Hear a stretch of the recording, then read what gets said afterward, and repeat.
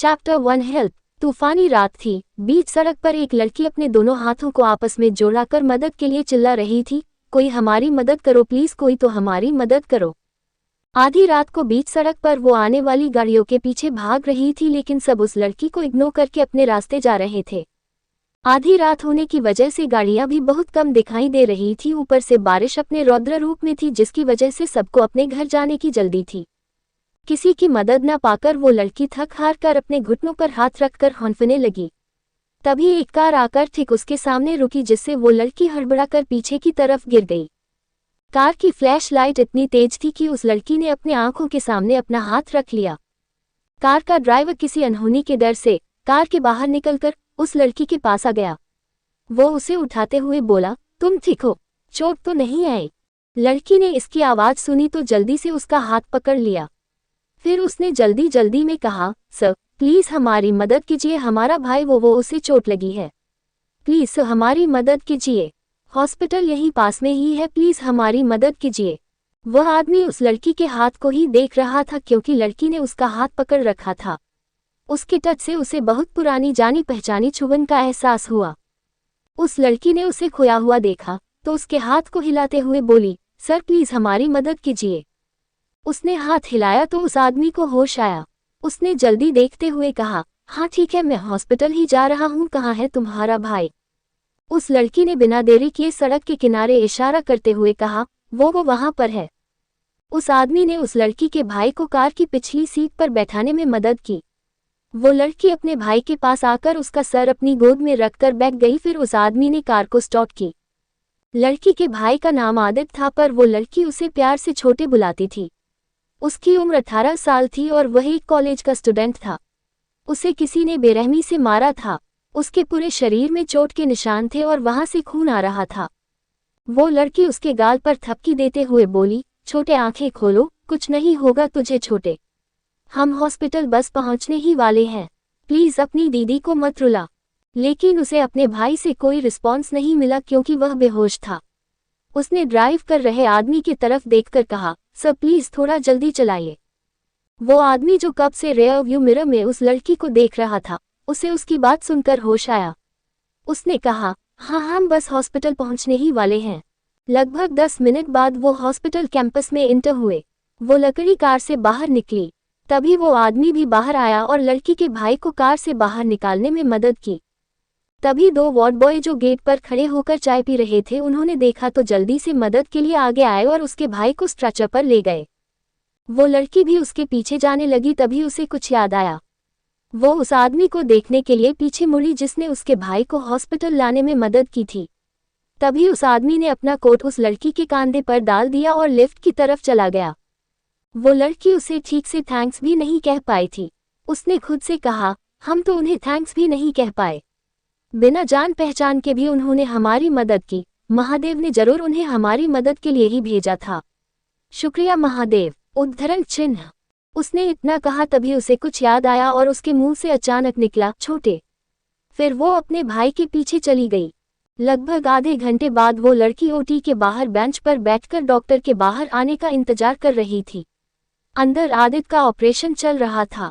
उस लड़की ने कोट को निकालकर बेंच पर रखा दिया था। इस वक्त तक उसके कपड़े थोड़े सूख चुके थे, पर वह ठंड से अब भी कांप रही थी। कुछ देर बाद ओटी से एक डॉक्टर बाहर आकर बोला, यहाँ मरीज के परिवार से कौन है? वो लड़की डॉक्टर के पास आकर बोली, जी हम उसकी बड़ी बहन हैं। हमारा भाई ठीक तो है न डॉक्टर? डॉक्टर ने उसे देखा तो एक बार में ही पहचान लिया। उन्होंने उसको गौर से देखते हुए कहा, तुम तो न्यूरोसर्जिकल डिपार्टमेंट में इंटर्न हो ना? आई थिंक तुम्हारा नाम सोना है। ये सुनकर उस लड़की ने हाँ में सिर हिलाया। सोना इंदौर शहर में रहने वाली एक नॉर्मल सी लड़की थी, जिसकी उम्र 23 साल थी। वो इसी हॉस्पिटल, जिसका नाम हॉस्पिटल एंड रिसर्च सेंटर था, उसमें न्यूरोलॉजी विभाग में इंटर्न थी। उसने सफ़ेद रंग का चूड़ीदार सूट पहना था, जो बारिश में भीगने की वजह से उसकी परफेक्ट बॉडी से चिपका हुआ था। सोना की झील सी गहरी नीली आंखें, माथे पर काले रंग की बिंदी, कमर तक लंबे बाल, सुर्ख गुलाबी होंठ जो इस वक्त ठंड के वजह से थरथरा रहे थे। सोना के चेहरे पर परेशानी के भाव थे। वह इस हाल में भी बहुत खूबसूरत लग रही थी। डॉक्टर ने आगे कहा, तब तो तुम उसकी सिचुएशन के बारे में भी अच्छे से समझ सकती हो। देखो, तुम्हारे भाई के सिर में किसी चीज से बहुत गहरी चोट लगी है, इस वजह से खून ज्यादा बह चुका है। ब्रेन में भी काफी नुकसान हो गया है, इसलिए जल्दी से जल्दी हमें ब्रेन की सर्जरी करनी पड़ेगी। तुम समझ रही हो ना, अगर हमने खून के बहाव को नहीं रोका तो हम तुम्हारे भाई को नहीं बचा पाएंगे। हमें सर्जरी करनी होगी। सोना ने इम्पेशेंटली कहा। आप किस चीज का इंतजार कर रहे हैं डॉक्टर? आप हमारे भाई की सर्जरी शुरू कीजिए। डॉक्टर ने कहा, हम सर्जरी शुरू कर देंगे, लेकिन इससे पहले तुम्हें फीस जमा करनी होगी। तुम्हें तो पता ही होगा ये सर्जरी कितनी एक्सपेंसिव होती है। सोना ने हाँ में सर हिलाकर पूछा, कितना खर्च आएगा ऑपरेशन के लिए? डॉक्टर ने कहा, सर्जरी के लिए 4 लाख और बाकी रिकवरी तक रहने के लिए 2 लाख। कुल मिलाकर 6 लाख रुपए जमा करने पड़ेंगे। क्या सोना वक्त पर 6 लाख रुपयों का बंदोबस्त कर अपने भाई को बचा पाएगी? कौन है वो आदमी जिसने सोना की मदद की थी? क्या वो सोना को जानता था? पहली मुलाकात। डॉक्टर की बात सुनकर सोना की आंखें बड़ी हो गई और वो हैरानी से हकलाते हुए बोली, 6 लाख रुपए। डॉक्टर को अब सोना से चिढ़ होने लगी थी। उसने कहा, देखो, तुम जितनी जल्दी फीस जमा कर दोगी हम उतनी जल्दी सर्जरी शुरू कर देंगे। अगर तुम्हारे पास फीस जमा करने के लिए इतने पैसे नहीं है तो तुम अपने भाई को सरकारी हॉस्पिटल में ले जा सकती हो, लेकिन तब भी कोई गारंटी नहीं है कि वो लोग उसे बचा पाएंगे। ये सुनकर सोना धम्म से बेंच पर बैठ गई। डॉक्टर ने उसे देखा और अपना सिर हिलाकर जाने लगा तो सोना उसे रोकते हुए बोली, ठीक है डॉक्टर, आप सर्जरी शुरू कर दीजिए, हम फीस जमा कर देंगे। डॉक्टर ने कहा, ओके, तुम रिसेप्शन में फॉर्म भर कर फीस जमा कर दो, हम अपना काम शुरू कर देते हैं। इतना कहकर डॉक्टर ओटी के अंदर चले गए। सोना फिर से बेंच पर बैठ गई और उसने खुद से कहा, हमने कह तो दिया कि हम फीस जमा कर देंगे, लेकिन इतने सारे पैसे हम कहाँ से लाएंगे? उसने अपने माथे से पसीना साफ करते हुए सोचा, क्या हमें उनकी मदद लेनी चाहिए? नहीं नहीं, हम उनके पास वापस नहीं जा सकते। महादेव, अब हम क्या करें? तभी अचानक से उसके दिमाग में कुछ आया। उसने कहा, मही, हमें मही से बात करनी चाहिए। उसने सोचा और जल्दी जल्दी हाँ में सिर हिलाते हुए बोली, हाँ मही जरूर हमारी मदद करेगी, वो इस वक्त रिसेप्शन पर ही होगी। उसने इतना कहा और रिसेप्शन की तरफ जाने लगी। वह अभी जा ही रही थी कि उसे किसी के दर्द में कराहने की आवाज आई, पानी पानी। सोना ने इधर उधर देखा।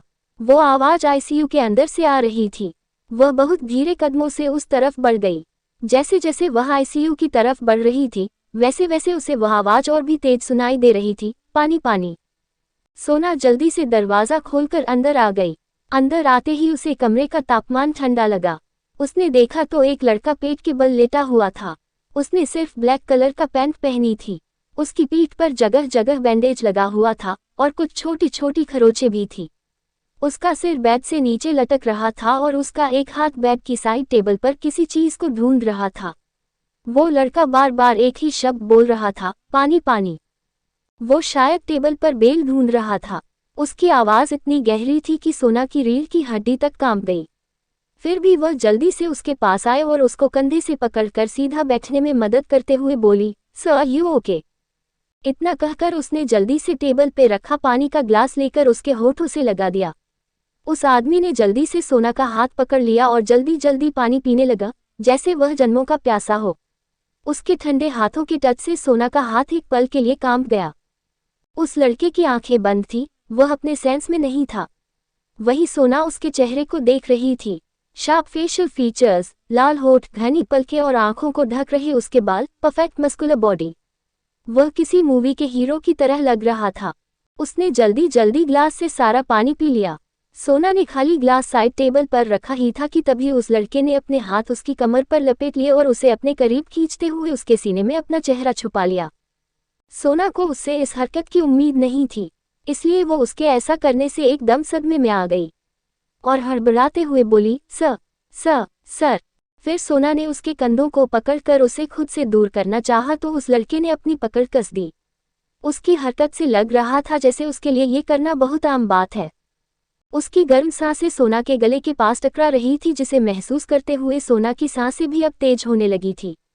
उसने शेकी वॉइस में कहा, एस्सुल्ला लीव मी प्लीज। सोना को अब घबराहट होने लगी थी। उसने उसकी चोट की परवाह किए बिना अपनी पूरी ताकत से उसे धक्का दिया, जिससे वह आदमी उससे दूर होने के बजाय उसे अपने साथ लेकर बेड पर गिर गया। जैसे ही उस लड़के की पीठ बेड पर लगी वह आदमी दर्द में गुर्राया। सोना कुछ समझ पाती उससे पहले वह लड़का उसे लेकर पलट गया। सोना अब उसके नीचे थी। घबराहट की वजह से अब उसे पसीना आना शुरू हो गया था। सोना ने उसके सीने पर हाथ रखा और उसे पुश करते हुए बोली, दूर हटिए हमसे। उसने अपनी पूरी ताकत से उसे धक्का दिया तो वह लड़का उसके बगल में मुंह के बल गिर गया। सोना जल्दी से बेड से खड़ी हुई। वो जाने लगी तो उसका दुपट्टा उस लड़के के नीचे दबकर वहीं छूट गया। सोना भागते हुए कमरे से बाहर निकल गई। वो लड़का अपनी धुंधली नजरों से एक सफेद परछाई को कमरे से बाहर जाते हुए देख रहा था। फिर वो अपने हाथों के सहारे से उठकर बैठ गया। वह अब पूरी तरह से होश में था। इधर सोना कॉरिडोर में भागते जा रही थी। उसे जरा भी ख्याल नहीं रहा कि उसके पास उसका दुपट्टा नहीं है। वो जा ही रही थी कि सामने से आते एक लड़के से टकरा गई। सोना गिरने को थी कि उस लड़के ने उसे बाजू से पकड़कर गिरने से बचा लिया और चिंता जताते हुए बोला, आर यू ओके मिस? सोना ने कोई भी जवाब नहीं दिया और वहां से भाग गई। वो आदमी अपना कंधा उठाते हुए बोला, अजीब लड़की है, एक थैंक्स भी नहीं कहा। उसने इतना कहा और उस क्यू में आ गया। अंदर आकर उसने देखा तो एक लड़का बेड से टिक कर बैठा है। उस लड़के को देखकर उसने कहा, अंश तू जाग गया। मुझे लगा था दवाई के असर से तुम्हें जल्दी होश नहीं आएगा। इस लड़के का नाम अंश था, अंश सिंह रायजादा, जो कि टॉप बिजनेसमैन था। 29 साल का अंश रायजादा बिजनेस वर्ल्ड में राज करता था। उसका एक दूसरा भी नाम था, cruel, heartless, arrogant, the great mafia king असर, जिससे लोग डरकर दूर भागते थे। आज शाम को क्लब में कुछ बदमाशों से उसकी लड़ाई हो गई थी और जिससे उसकी लड़ाई हुई थी उसने अंश की पीठ पर 2 गोली चला दी थी, इसलिए उसका दोस्त उसे लेकर हॉस्पिटल आया था। अंश क्यों पूछ रहा था सोना के बारे में? क्या सोना की दोस्त उसकी मदद कर पाएगी? अनजान की मदद। अंश ने सामने खड़े इंसान से बिना किसी भाव के अपनी भारी आवाज में कहा, शौर्य अभी यहाँ कौन आया था? शौर्य कपूर अंश का बेस्ट फ्रेंड था जो दिखने में भी काफी हैंडसम था। शौर्य ने कंफ्यूज होते हुए कहा, कौन? यहाँ कौन आया था? मैंने तो किसी को नहीं देखा।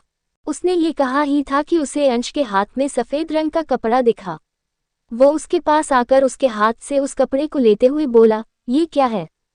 वो उसे देखते हुए आगे बोला, दिखने में तो किसी लड़की का दुपट्टा लग रहा है। ये तेरे पास कैसे आया? अंश ने घूरते हुए उस दुपट्टे को छीन लिया और दरवाजे की तरफ देखने लगा। उसे उस दुपट्टे से एक अलग ही खुशबू का एहसास हो रहा था जो उसने कभी महसूस नहीं किया था। वो खुशबू उसके दिमाग और उसकी सांसों में बस चुकी थी। शौर्य कुछ याद करते हुए बोला, शायद ये उसी लड़की का होगा जिससे मैं कुछ मिनट पहले टकराया था। मैंने देखा था उस लड़की ने भी वाइट कलर सूट पहना था और वह बहुत घबराई हुई थी। अंश ने आंखों में चमक के साथ पूछा, कौन सी लड़की? शौर्य अपनी आंखों को मटकाते हुए बोला, कौन सी लड़की?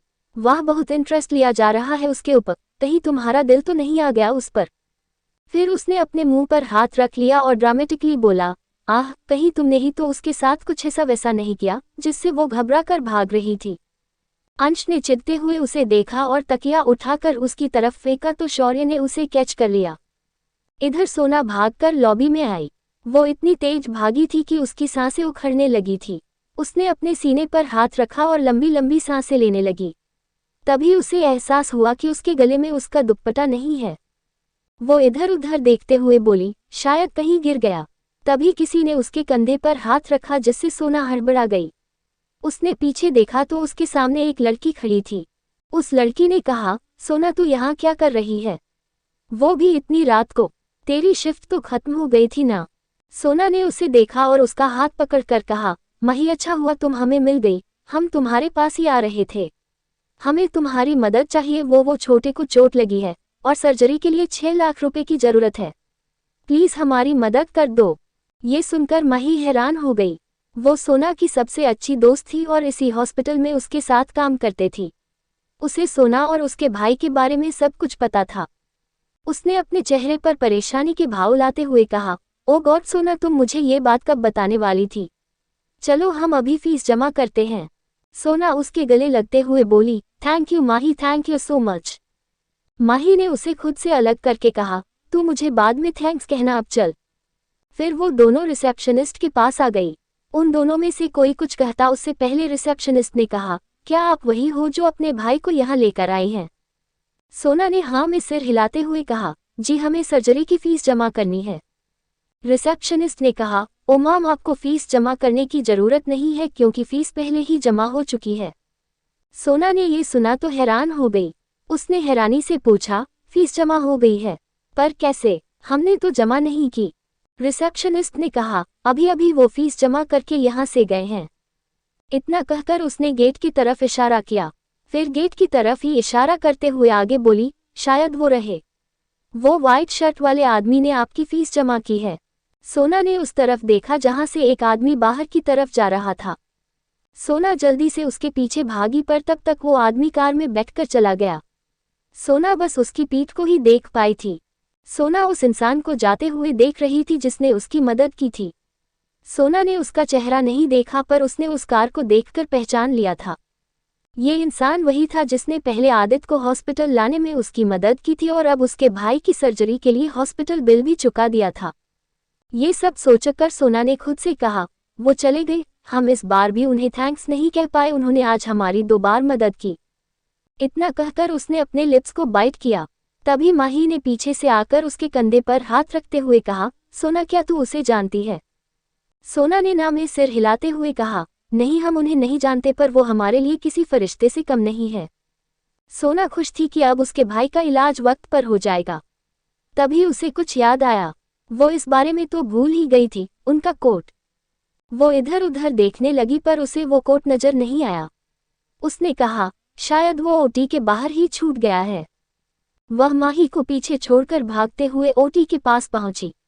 वहां पहुंचकर उसने राहत की सांस ली जब उसे वो कोट उसी बेंच पर दिखा जहां वो कुछ देर पहले बैठी थी। उसने जल्दी से उसे उठाकर कहा, थैंक गॉड, ये यही है, जरूर इसमें कुछ मिलेगा। इतना कहकर वो कोट को आगे पीछे करते हुए उसके पॉकेट में कुछ ढूंढने लगी। माही जो उसके पीछे आई थी, उसने सोना को कोट के साथ ऐसा करते देखा तो पूछा, सोना, ये तू क्या कर रही है? क्या देख रही है इसमें? तभी सोना ने कहा, मिल गया। सोना के हाथ कुछ लगा था। वो उसे देखने लगी। वो एक बिजनेस कार्ड था, उसमें लिखा था द केएस एंटरप्राइज। उसके नीचे एक एड्रेस और फोन नंबर भी लिखा हुआ था। उसने माही से कहा, ये कोट उन्हीं का है जिन्होंने हमारी इतनी मदद की है और ये बिजनेस कार्ड भी शायद उन्हीं का होगा। कल सुबह हम उनसे मिलकर उन्हें पर्सनली थैंक्स कहेंगे। ये सुनकर माही ने हाँ में सिर हिलाया। लगभग 1.5 घंटे की लंबी सर्जरी के बाद डॉक्टर ओटी से अपना सर्जरी मास्क निकालते हुए बाहर आए। सोना और माही ने उन्हें देखा तो खड़े हो गए। डॉक्टर ने कहा, सर्जरी सक्सेसफुल रही, 24 घंटे में उसे होश आ जाएगा। कुछ देर बाद उसे नॉर्मल वार्ड में शिफ्ट कर दिया जाएगा, उसके बाद तुम उससे मिल सकती हो। ये सुनकर सोना ने राहत की सांस लेते हुए कहा, thank you doctor, thank you so much. Doctor ने उसे एक स्माइल देते हुए कहा, नाउ एक्सक्यूज मी। इतना कहकर डॉक्टर वहां से चले गए। उस अनजान आदमी ने सोना को इतनी बड़ी रकम की मदद क्यों की, और वो भी बिना मांगे? क्या सोना उसे ढूंढकर शुक्रिया अदा कर पाएगी? पापा। कुछ देर बाद 2 वार्ड बॉय आदित्य को स्ट्रेचर से डब्ल्यू वार्ड में ले गए। सोना और माही भी उनके पीछे पीछे आ गए। सोना आदित्य के बेड के पास बैठ गई। उसने आदित्य का हाथ पकड़कर कहा, तू जल्दी से ठीक हो जा छोटे, हमसे तुझे ऐसे नहीं देखा जा रहा। ये कहकर वो रो पड़ी। माही ने उसे समझाते हुए कहा, तू इस तरह रोएगी तो तेरी भी तबीयत खराब हो जाएगी सोना, फिर आदित्य को कौन संभालेगा? माही ने अपने जेब से रुमाल निकालकर सोना को दिया तो सोना ने उसे लेकर अपने आंसू साफ किए। माही ने उसे अपने गले से लगाकर कहा, सब ठीक हो जाएगा, और डॉक्टर ने भी तो यही कहा है ना कि आदित्य को 24 घंटे में होश आ जाएगा, फिर तू किस बात की टेंशन ले रही है? जवाब सोना ने कुछ नहीं कहा।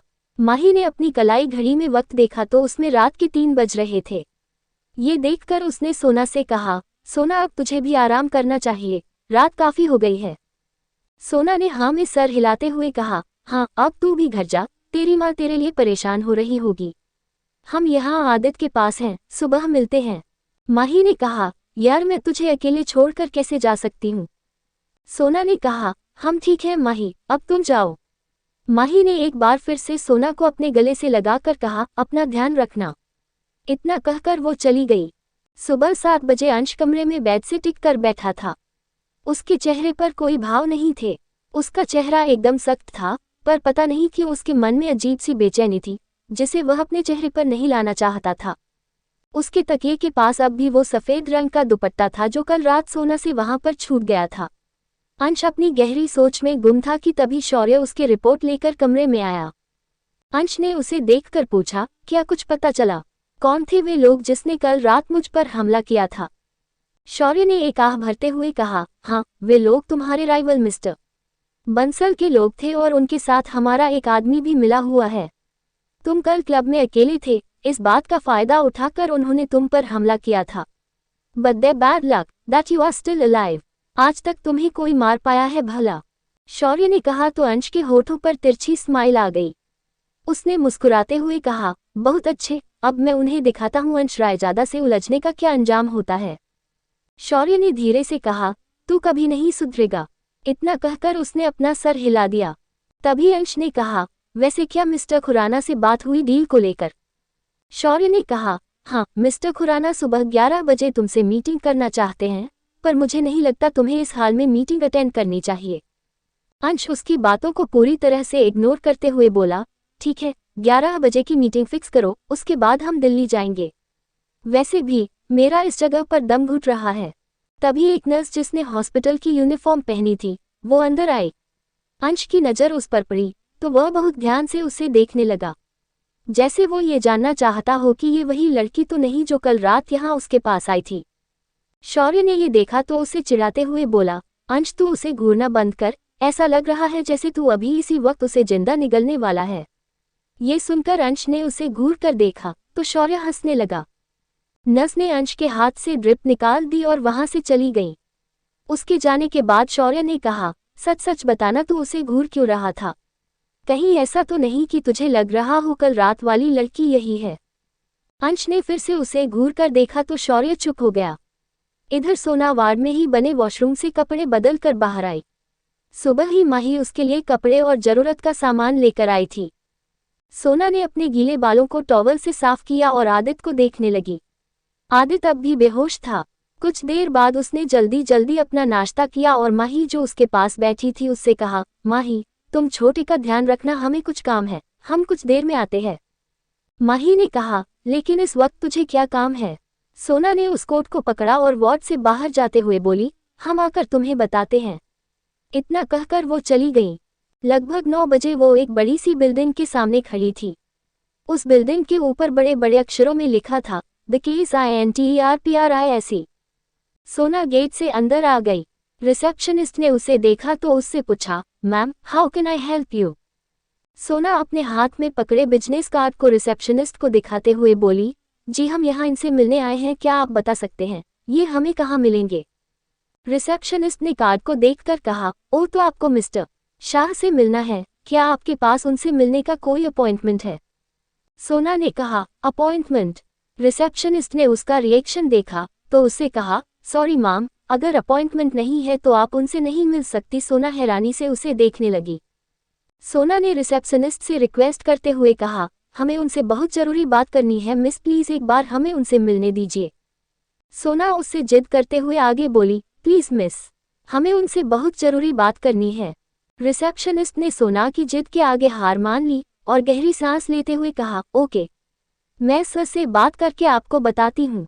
इतना कहकर उसने लैंडलाइन से किसी को फोन मिलाकर कहा, सर, एक लड़की आपसे मिलना चाहती है पर उसके पास आपसे मिलने का अपॉइंटमेंट नहीं है। सामने से किसी ने कुछ कहा तो रिसेप्शनिस्ट ने ओके सर कहकर फोन रख दिया। फिर उसने सोना से कहा, आप सर से मिल सकती हैं, उनका ऑफिस 21वें फ्लोर पर दाएं ओर है। सोना ने उसे थैंक्स कहा और लिफ्ट की तरफ बढ़ गई। लगभग 2 मिनट बाद वो 21वें फ्लोर पर एक ऑफिस के बाहर खड़ी थी। ऑफिस के बाहर दरवाजे पर लिखा था, चेयरमैन मिस्टर के Shah, court.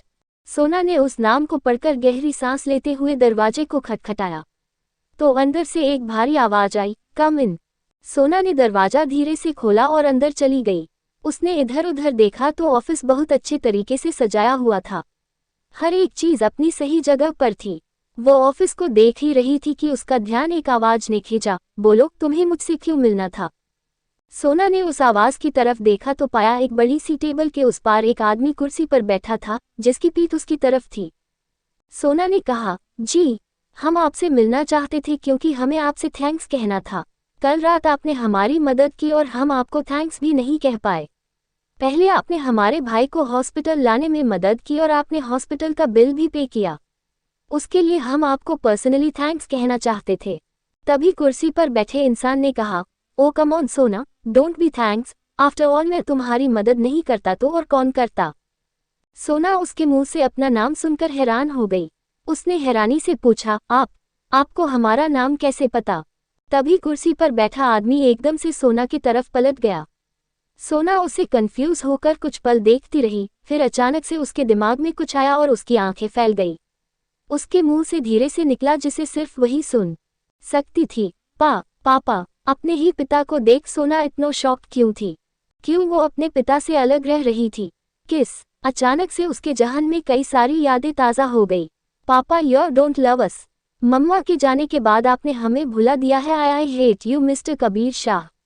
You are a selfish man. इस तरह के शब्द उसके कान में गूंजने लगे। उसके सामने खड़ा वो शख्स कोई और नहीं बल्कि उसके पिता कबीर शाह थे। कबीर शाह दिल्ली के साथ इंदौर के भी एक मशहूर उद्योगपति थे। उनकी सबसे बड़ी फूड फैक्ट्री दिल्ली में थी और वो अपने परिवार के साथ दिल्ली में रहते हैं। सोना की मां जब सोना 8 साल की थी तब एक बीमारी के चलते चल बसी थी। उसके बाद कबीर ने दूसरी शादी कर ली थी। सोना की स्टेप मॉम उसे हर रोज परेशान करती थी और कबीर भी उसके और उसके छोटे भाई के ऊपर ज्यादा ध्यान नहीं देते थे। सोना जब 10 साल की थी तब वो आदत को लेकर घर से चली गई और कबीर ने भी उसे रोकने की कोशिश तक नहीं की थी। 13 साल बीत गए थे इस बात को और आज वो एक बार फिर से एक दूसरे के सामने थे। कबीर के बाल अब थोड़े सफ़ेद हो गए थे और उनकी आवाज़ में भी काफ़ी बदलाव आ गया था, इसलिए सोना उसे पहली मुलाकात में पहचान नहीं पाई। सोना अब भी उसी तरह हैरान खड़ी अपने पिता को देख रही थी। उसने अपने हाथ में कोट को कसकर पकड़ रखा था। कबीर मुस्कुराते हुए सोना के सामने आकर खड़े हो गए। फिर उन्होंने सोना से कहा, कैसी हो बेटा? मैंने तुम्हें बहुत मिस किया। इतना कहकर सोना को अपने गले से लगा लिया। सोना की आंखें आंसुओं से भर गई थी और उसका दिल तेजी से धड़क रहा था। कुछ पल बाद उसने कबीर को खुद से दूर धक्का देते हुए कहा, आपको कोई गलतफहमी हो रही है मिस्टर शाह, हम वो नहीं हैं जो आप समझ रहे हैं। ये सुनकर कबीर ने कहा, ओ कम ऑन सोना, तुम किससे झूठ बोल रही हो? मैंने तो तुम्हें कल रात को ही पहचान लिया था जब तुम मेरी कार में बैठी थी। मैंने तुम्हारे गले में वो तुम्हारी माँ का लॉकेट देखा था। उसकी बात सुनकर सोना ने अपना चेहरा सख्त करते हुए कहा, अगर हमें पता होता हम जिससे मदद ले रहे हैं वो आप हैं मिस्टर कबीर शाह तो यकीन मानिए हम कभी ऐसा नहीं करते। हम आपसे आज भी उतनी ही नफरत करते हैं जितनी 13 साल पहले करते थे। कबीर ने कहा, इसलिए मुझे तुम्हारे सामने आने से डर लग रहा था। अगर मैंने उस वक्त तुम्हें अपने बारे में बता दिया होता तो तुम कभी भी मुझसे मदद नहीं लेती, चाहे तुम आदत को मरने के लिए छोड़ देती। सोना ने ये सुना और अपना चेहरा दूसरी तरफ मोड़ लिया। कबीर ने उसे कंधों से पकड़कर उसे अपनी तरफ घुमाते हुए कहा, मैं जानता हूँ तुम मुझसे बहुत नाराज हो पर मैं तुमसे बहुत प्यार करता हूँ बेटा। तुम्हें नहीं पता मैंने तुम्हें ढूंढने में दिन रात एक कर दिया था पर तुम मिली तो कैसे। इस हाल में अब मैं तुम्हें कहीं जाने नहीं दूंगा। मैं तुम्हें और आदित को मेरे साथ दिल्ली ले जाऊंगा। तुम्हें मेरे रहते इतना सफ़र करने की ज़रूरत नहीं है सोना। सोना ने उसकी बातों को पूरी तरह से इग्नोर करते हुए कहा, आई थिंक अब हमें चलना चाहिए। हम यहाँ आपको थैंक्स कहने आए थे मिस्टर शाह, और आपने जो हमारे भाई के इलाज के लिए बिल पे किया उसे हम जल्द ही आपको लौटा देंगे। उसने इतना कहा और कोट को कबीर की तरफ बढ़ा दिया। कबीर ने उसके हाथ को देखा, फिर अपने चेहरे पर निराशा के भाव लाते हुए कहा, तुम अभी भी उतनी ही जिद्दी हो जितनी 13 साल पहले थी, बिल्कुल भी नहीं बदली। ये सुनकर सोना ने कहा, हमारे पास आपकी बकवास बातें सुनने का वक्त नहीं है मिस्टर शाह। इतना कहकर वो कोट को कबीर के हाथ में पकड़ा कर चली गई। उसके जाने के बाद कबीर ने अपने हाथ में पकड़े कोट को देखा और उसे जमीन पर पटकते हुए कहा, ये कभी मेरी बात नहीं मानती। आई थिंक अब मुझे ही कुछ करना होगा। सोना अपने पापा से मिलकर वापस हॉस्पिटल आ रही थी। अपने पापा से इतने सालों बाद मिलकर उसके अंदर इमोशंस की बाढ़ आ गई थी। 13 साल बीत गए थे उस बात को, पर आज भी उसके जहन में अपने पापा के लिए वही इमेज थी, एक केयरलेस एंड सेल्फिशनेस इंसान की। उसने मन में सोचते हुए कहा, अगर आपको हमारी इतनी ही परवाह थी तो आपने हमें 13 साल पहले जाने से क्यों नहीं रोका? क्यों आपने हमारा ख्याल नहीं रखा जब माँ के जाने के बाद हमें सबसे ज्यादा जरूरत आपकी थी? आपको हमारा नहीं तो आदित का तो ख्याल होता। सोना अपने सोच में गुम चली आ रही थी। वो रोड पार करते हुए हॉस्पिटल के अंदर जा ही रही थी कि उसने देखा एक ठेले वाला रोड क्रॉस कर रहा है और उसी वक्त एक ब्लैक का तेज रफ्तार से हॉस्पिटल कैंपस से बाहर निकली और सीधा उस ठेले से टकरा गई। सोना तेजी से उस ठेले वाले की ओर भागी। उसने उसे जमीन से उठाते हुए पूछा, बाबा आप ठीक हैं? वो बूढ़ा आदमी अपना सिर पकड़कर बैठ गया क्योंकि उसके ठेले का सारा सामान रोड पर बिखर गया था। सबका ध्यान अब उन्हीं की तरफ था। वो ब्लैक का ठेले से टकराने की वजह से सामने कुछ दूर जाकर रुक गई थी। सोना गुस्सा करते हुए उस गाड़ी की ओर बढ़ी और गाड़ी का शीशा खटखटाते हुए बोली, ओ मिस्टर, कार से बाहर आओ। क्या आप रोड पर चल रहे लोगों को कीड़े मकोड़े समझते हो जो इतनी स्पीड से गाड़ी भगा रहे थे? अब तक भीड़ जमा हो चुकी थी। गाड़ी के अंदर बैठा आदमी उस लड़की को गुस्से से देख रहा था। सोना बिना रुके शीशे पर अपना हाथ मार रही थी। तभी कार का दरवाजा खुला और ऊपर से नीचे तक काले रंग का कपड़ा पहने हुए एक आदमी बाहर आया। उसका चेहरा देखकर सोना की आंखें बड़ी हो गई। सोना ने उसे पहचान लिया था। ये वही आदमी था जो कल रात आईसीयू में उसे मिला था, जिसे उसने पानी पिलाया था, जिसके बारे में सोना अब तक भूल चुकी थी। सोना के सामने खड़ा वो शख्स उसे अपनी काली गहरी आंखों से ऐसे देख रहा था जैसे वो उसके अंदर तक झांक रहा हो, पर उसके चेहरे पर कोई भाव नहीं थे। सोना ने सोचते हुए मन में कहा, एस ही अ रोबोट। सोना अभी अपनी सोच में गुम ही थी कि उस आदमी की ठंडी आवाज उसके कानों में पड़ी, what do you want from me? सोना उससे दूर हट गई और उसे देखते हुए मन में बोली, why does his aura feels intimidating.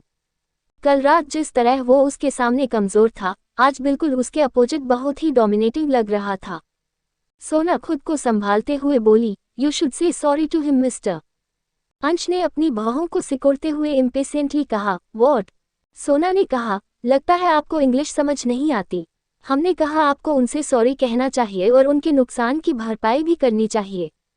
अंश ने ये सुना और उसे ऐसे देखने लगा जैसे वो कोई पागल हो। जल्द ही उसके होठों पर तिरछी स्माइल आ गई। उसने सोना को ऊपर से नीचे तक देखते हुए कहा, लड़की तुम्हें पता भी है तुम इस वक्त किससे बात कर रही हो? सोना ने आज लाइट ब्लू चूड़ीदार सूट पहना था। उसकी खूबसूरत नीली आंखें, मेकअप के नाम पर होठों पर सिर्फ लिप ग्लॉस, माथे पर काली बिंदी और दोनों हाथों में कुछ चूड़ियां थीं। कानों में छोटे छोटे झुमके थे और उसके काले लंबे बाल गूंथे हुए थे। इस वक्त सोना बेहद खूबसूरत लग रही थी। तभी किसी ने फुसफुसाते हुए कहा, ये तो अंश रायजादा है ना? तभी दूसरे ने कहा, अब तो ये लड़की गई काम से। सभी उन दोनों को घेर के खड़े थे। अंश के बॉडीगार्ड्स भी वहां आ गए थे। एक बॉडीगार्ड सोना की तरफ बढ़ने लगा तो अंश ने अपना हाथ दिखाकर उसे रोक दिया। उसे अपने सामने खड़ी इस नीली आंखों वाली लड़की से वही खुशबू महसूस हो रही थी जो उस दुपट्टे से आ रही थी।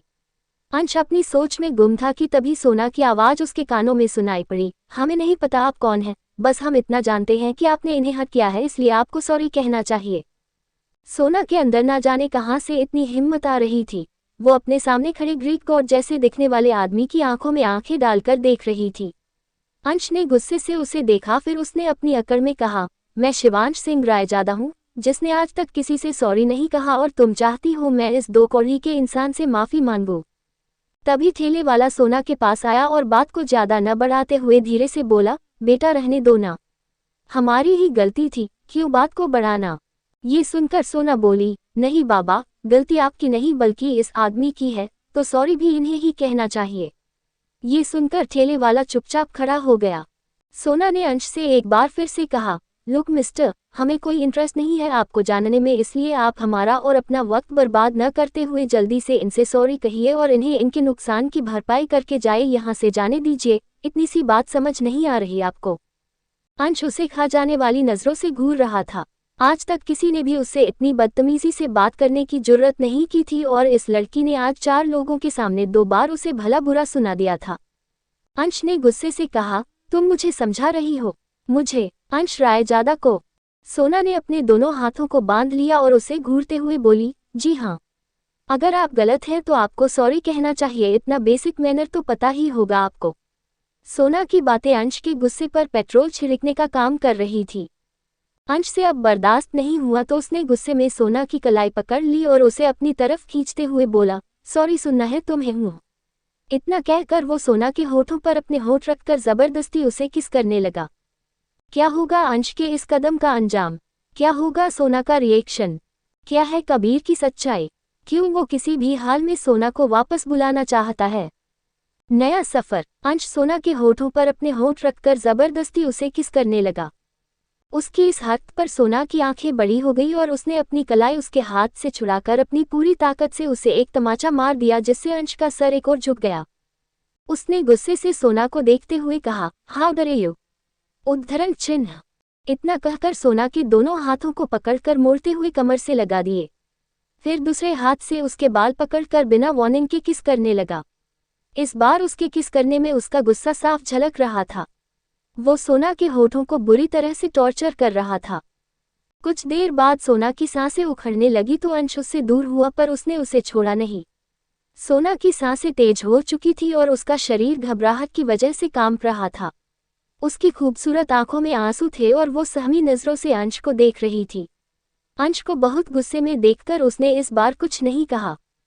उसे चुप देखकर अंश खतरनाक तरीके से मुस्कुराया और सोना के पास आते हुए अपनी हंसकी वॉइस में बोला, याद रखना, मेरा नाम अंश रायजादा है, जिसे चुकाना मुश्किल ही नहीं नामुमकिन है। रही बात सॉरी की तो भूल जाओ, अंश रायजादा ने आज तक न किसी से सॉरी कहा है और न कभी कहेगा। सोना के गले से अंश की गर्म सांसें टकरा रही थी, जिसे उसने अपनी आंखों को कस के बंद कर ली। उसने उसकी कलाई को इतनी जोर से पकड़ा था कि उसके हाथ की चूड़ियां टूटकर उसकी कलाई में घुस रही थी। अंश ने उसकी बंद पलकों को देखा जो नम थी। ये देखकर उसने उसे छोड़ दिया तो सोना ने झट से अपनी आंखें खोली। अंश ने उसके होठों के किनारे पर लगे खून को अपने अंगूठे से साफ करके कहा, अगली बार मुझसे उलझने से पहले उसके अंजाम के बारे में जरूर सोचना, क्योंकि तुम सोच भी नहीं सकती उतना बुरा कर सकता है ये अंश रायजादा। ये कहते हुए उसने अंगूठे पर लगे खून को अपने होठों से लगाकर कार के पास आ गया। उसने कार से नोटों के 2 बंडल उस ठेले वाले के हाथ में रखते हुए कहा, और ये तुम्हारा जितना नुकसान हुआ है उसके लिए। इतना कहकर एक बार सोना को देखते हुए कार में बैठ गया। इस बार भीड़ ने अपने आप ही उसके लिए रास्ता बना दिया और वो चला गया। सोना बुद्ध बनकर उसी जगह खड़ी थी। तभी ठेले वाला अंकल उसके पास आकर बोला, बेटी तुम बहुत बहादुर हो, लेकिन तुम्हें मेरे लिए ये सब करने की जरूरत नहीं थी। अगर उन साहब ने तुम्हारे साथ ज्यादा बुरा कर दिया होता तो फिर भी मैं तुम्हें धन्यवाद देता हूँ। तुमने जो मेरे लिए किया मैं वो कभी नहीं भूलूंगा। सोना बस चुप खड़ी थी। उसे समझ नहीं आ रहा था कि उसे क्या बोलना है। उस आदमी ने सोना के आगे हाथ जोड़े और वहां से चले गया। उसके जाने के बाद सोना ने उल्टे हाथ से अपने होठ को साफ किया और अपने चारों तरफ देखने लगी। वहां पर जमा भीड़ अब सोना को ही देख रही थी। उनकी अजीब नजरों को अपने ऊपर महसूस करके वो काफी डर गई। उसने खुद को संभाला और हॉस्पिटल के अंदर भाग गई। सोना सीधे अपने भाई के वार्ड में आ गई। उसने दरवाज़ा बंद किया और दरवाजे से टिककर जमीन में बैठ गई। फिर उसने अपने दोनों घुटनों पर अपना चेहरा छुपा लिया और रोते हुए बोली, ये सब हमारे साथ ही क्यों होता है महादेव? क्यों आप हमें हर बार एक ही जगह पर लाकर पटक देते हैं? क्यों? इतना कहकर वो सुबकने लगी। कुछ ही देर में उसकी आंख लग गई और वो वहीं पर बैठे बैठे ही सो गई। दूसरी तरफ एक अंधेरे कमरे में एक आदमी अपने घुटनों के बल बैठकर किसी के सामने हाथ जोड़कर रो रहा था। उसके सामने अंश सोफे पर किसी राजा की तरह बैठा था। उसके शर्ट के ऊपर के कुछ बटन खुले थे। उसके एक हाथ में गन और दूसरे हाथ में सिगरेट थी।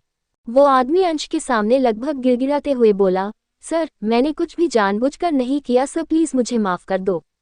अंश अपने हाथ में गन को घुमाते हुए बोला, शेखर तुम्हें पता है ना, मुझे धोखा बर्दाश्त नहीं होता। फिर भी तुम्हारी इतनी हिम्मत कि तुमने मुझे धोखा दिया।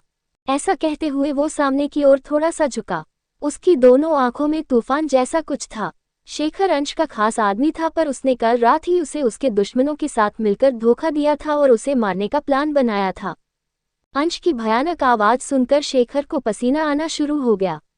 उसने अपने माथे का पसीना अपने हाथ से पोंछते हुए कहा, सर प्लीज मेरा भरोसा कीजिए, मैंने कुछ नहीं किया। अंश ने अपने कड़क आवाज में कहा, मुझे पता है तुम मेरे दुश्मनों से मिले हुए हो और कल रात क्लब में तुमने ही मुझ पर हमला करवाया था। तुम्हें क्या लगा था मैं कुछ जान नहीं पाऊंगा? ऐसा कहते हुए वो इस आदमी के आंखों में देखे जा रहा था। शेखर की हालत खराब हो गई थी। उसने रोते हुए कहा, सर मुझे माफ कर दीजिए। मैं शेखर की बात पूरी हो पाती उससे पहले उसके सिर के बीचों बीच एक गोली आकर लगी और वो वही ढेर हो गया। अंश ने गन से निकल रहे धुएं को फूंक मारते हुए कहा, आई हेट लायर्स। इतना कहकर वो उठा और शौर्य से बोला, इसे कहीं फेंक दो। कल की न्यूज में इसका फोटो आना चाहिए। मेरे दुश्मनों को भी तो पता चलना चाहिए मुझसे उलझने वालों का क्या अंजाम होता है। उसने ऐसा कहा तो एक बार फिर से उसके दिमाग में इस नीली आंखों वाली लड़की का ख्याल आया जिसके बारे में वो पूरे दिन सोच रहा था। उसकी घबराई हुई नीली आंखें बार बार अंश की आंखों के सामने आ रही थी जो अंश को बेचैन कर रही थी। एक बॉडीगार्ड ने उसके हाथ से गन ले लिया और उसे एक टॉवल दे दिया। उसने अपने दिमाग से उसके ख्यालों को झटका और अपना हाथ साफ करते हुए बोला, दिल्ली जाने की तैयारी करो। इधर सोना आदित्य के पास बैठी थी। उसने डॉक्टर से कुछ दिनों की छुट्टी ले ली थी, इसलिए आदित्य के पास रहने के अलावा उसके पास कोई और काम नहीं था। आदित्य को अब भी होश नहीं आया था। सोना ने वक्त देखा तो रात के 8 बज रहे थे। तभी सोना को अपने पेट में मरोड़ उठने लगी क्योंकि उसने सुबह नाश्ता के बाद से कुछ भी नहीं खाया था। वो कैंटीन की तरफ आई तभी उसने कुछ स्टाफ को आपस में बात करते सुना। हाँ, ये वही है, जब वो सब हो रहा था तब मैं भी वहीं पर था। मैंने देखा इसने जानबूझकर सीन क्रिएट किया था। दिखने में तो कितनी सीधी सादी है पर हरकतें देखो इसकी। इसने द ग्रेट अंश रायजादा को फंसा लिया। सच अ गोल्ड डिगर। सोना के कान में ये आवाज पड़ी और उसके कान खड़े हो गए। वो उनके पास आकर बोली, क्या कहा? उस स्टाफ ने कुछ नहीं कहा और टीवी पर चल रहे न्यूज की तरफ इशारा किया। टीवी पर न्यूज चल रही थी। दिल्ली का मोस्ट एलिजिबल बैचलर अंश रायजादा आज सुबह अपनी गर्लफ्रेंड के साथ बीच सड़क पर क्यूट फाइट करते नजर आए। उनकी गर्लफ्रेंड ने उन्हें थप्पड़ मारा और बदले में अंश रायजादा ने उसे 2 बार किस किया। ऐसा तो तभी होता है जब कपल्स के बीच रोमांटिक फाइट होती है। उन दोनों को किस करते देख वहां पर भीड़ उमड़ गई। आप इस वीडियो में देख सकते हैं दोनों कितने करीब होकर पूरी दुनिया को अपना प्यार शो ऑफ कर रहे हैं। कहा जा रहा है वीडियो में दिखाने वाली लड़की एक मामूली सी नर्स है, इसके अलावा उसकी कोई जानकारी मौजूद नहीं है। वीडियो में अंश का चेहरा तो साफ नजर आ रहा था पर सोना ठीक से दिखाई नहीं दे रही थी। सोना ने ये देखा और उसकी आंखें फैल गई। एक बार फिर से उस दृश्य को देखकर सोना के दिमाग में कई सारे ब्लास्ट होने लगे। वो खुद को संभाल नहीं पाई और बेहोश होकर गिर गई। रात 8 बजे कुछ देर बाद सोना को होश आया और वह उठकर बैठ गई। वो अपने भाई के वार्ड में सोफे पर थी। उसने देखा कि आदित्य के बेड के पास कबीर शाह बैठे हैं। सोना को जागते हुए देखकर कबीर उसके पास आते हुए बोले, सोना तुम्हें होश आ गया, मुझे तुम्हारी फिक्र हो रही थी बेटा। इतना कहकर उन्होंने सोना के सर की तरफ हाथ बढ़ाया लेकिन सोना उसे रोकते हुए बोली, आप यहाँ क्या कर रहे हैं मिस्टर शाह? कबीर ने कहा, तुम ऐसे क्यों बात कर रही हो सोना? ऑफ कोर्स मैं यहाँ आदित्य और तुमसे मिलने आया हूँ। सोना सोफे से खड़े होते हुए बोली, लेकिन हमने सुबह कहा था कि हमें आपकी जरूरत नहीं है, फिर क्यों आप हमें अकेले नहीं छोड़ देते? कबीर ने कहा, सोना पागलों जैसी बातें मत करो, मैं तुम्हारा पिता हूँ, तुम क्यों नहीं समझ रही, इस वक्त तुम्हें मेरी जरूरत है। सोना उसकी आंखों में देखते हुए बोली, आप गलत समझ रहे हैं, ना कल हमें आपकी जरूरत थी और ना आज है। हमने जिस तरह से अपना ध्यान पिछले 13 साल से रखा है वैसे ही अब भी रख सकती है। अब आप जाए यहाँ से। इतना कहकर वह आदित्य की तरफ जाने लगी तो कबीर ने गुस्से से उसका हाथ पकड़कर कहा, इनफ इज इनफ सोना, मैं तुम्हारी बकवास सुन रहा हूँ, इसका मतलब ये नहीं कि तुम अपने पापा से इस तरह बात करोगी। अगर कल रात में नहीं होता तो आदित्य उस सड़क पर पड़ा होता और तुम कुछ भी नहीं कर पाती। कौन करता तुम्हारी मदद? कौन हॉस्पिटल का बिल भरता? अब भी देर नहीं हुई है, अगर मैं चाहूँ तो अब भी आदित्य का ट्रीटमेंट रुकवा सकता हूँ और तुम्हें इस हॉस्पिटल से बाहर फिकवा सकता हूँ। सोना ने हैरानी से उसे देखा। उसे यकीन नहीं हो रहा था कबीर इस तरह बात कर सकता था। वो कबीर की तरफ देखते हुए बोली, you can't do that. Kabir बोला, यस आई कैन। सोना कुछ और भी कहने को थी कि तभी उसे आदित्य की आवाज सुनाई दी। सोना ने अपना हाथ कबीर के हाथ से छुड़ाया और आदित्य के पास आकर बोली, तुझे होश आ गया छोटे, महादेव का लाख लाख शुक्र है। आदित्य को होश आ गया था पर उसकी हालत में अब भी कोई खास सुधार नहीं था। उसके सिर और पूरे शरीर पर पट्टी बंधी हुई थी। कबीर सोना के पास आते हुए आदित्य से बोला, थैंक गॉड तुम्हें होश आ गया आदित्य, मैं और तुम्हारी दी बहुत परेशान थे तुम्हारे लिए, मैं तुम्हारा पापा हूँ, कबीर शाह। आदित्य ने सोना को ऐसे देखा जैसे वो पूछ रहा हो कि क्या ये बात सच है, क्योंकि सोना ने जब आदित्य के साथ घर छोड़ा था तब वो बहुत छोटा था। सोना ने कुछ भी नहीं कहा। वो अपने पिता से नफरत करती थी लेकिन इस बात को झुकला नहीं सकती थी कि इस वक्त आदित्य कबीर की वजह से जिंदा है। सोना ने कुछ भी नहीं कहा। कुछ देर बाद डॉक्टर कमरे में आए और आदित्य को पूरी तरह से खतरे से बाहर बताकर चले गए। देखते ही देखते रात के 10 बज गए।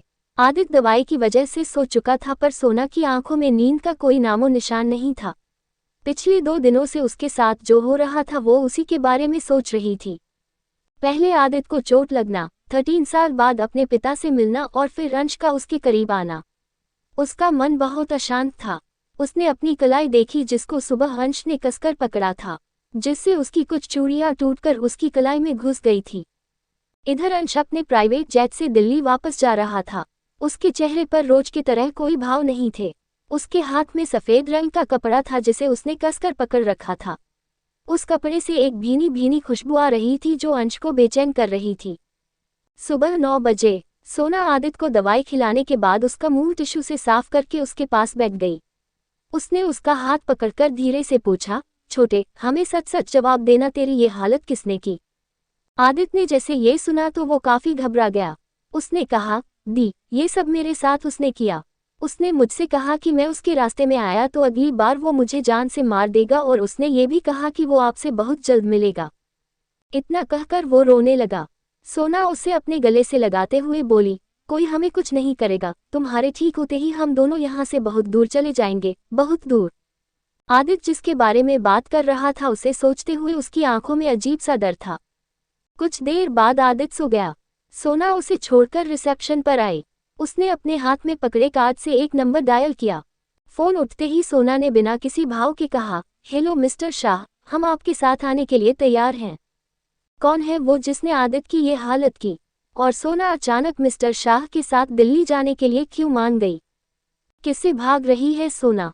अंश थ्रेटनिंग कबीर। शौर्य और शिवा एक दूसरे को देखने लगे। रेहान ने कहा, लेकिन भाई, आपने उस लड़की को सबके सामने किस किया? हम सब ने देखा। अंश ने उसे घुरकर देखा और कहा, मैंने कहा न, ऐसा कुछ नहीं है, मैं बस। वो बोलते हुए रुक गया क्योंकि फिर से सोना का वो रोता हुआ चेहरा उसके आंखों के सामने आ गया था।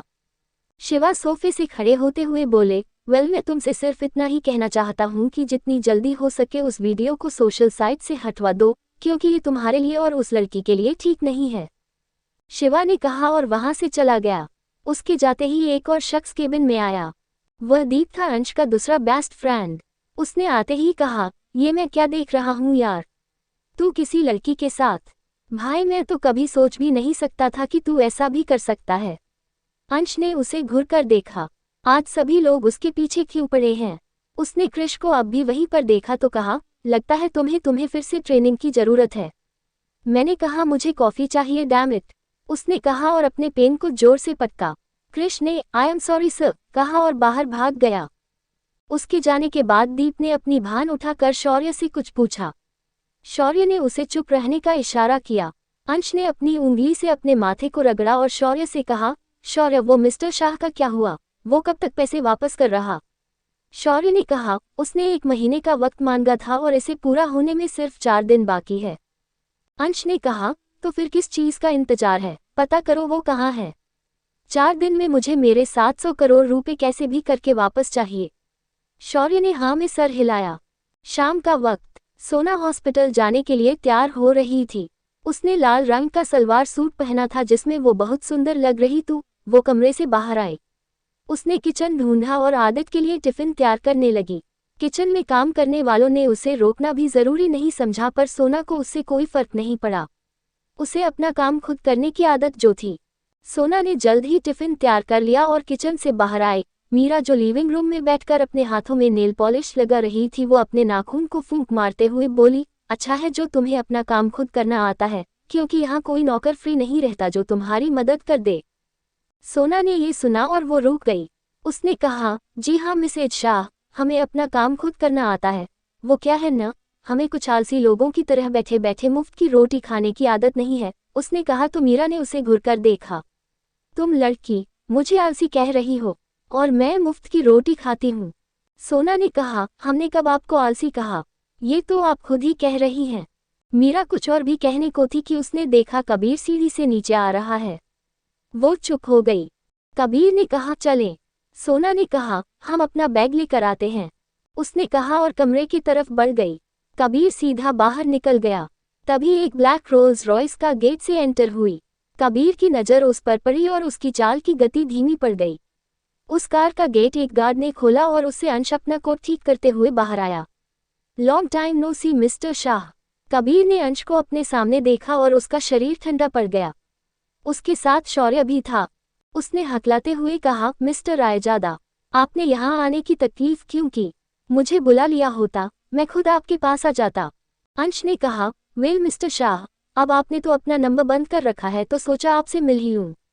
हम अंदर चलकर बात करें, उसने कहा और कबीर के बगल से होकर घर के अंदर आ गया।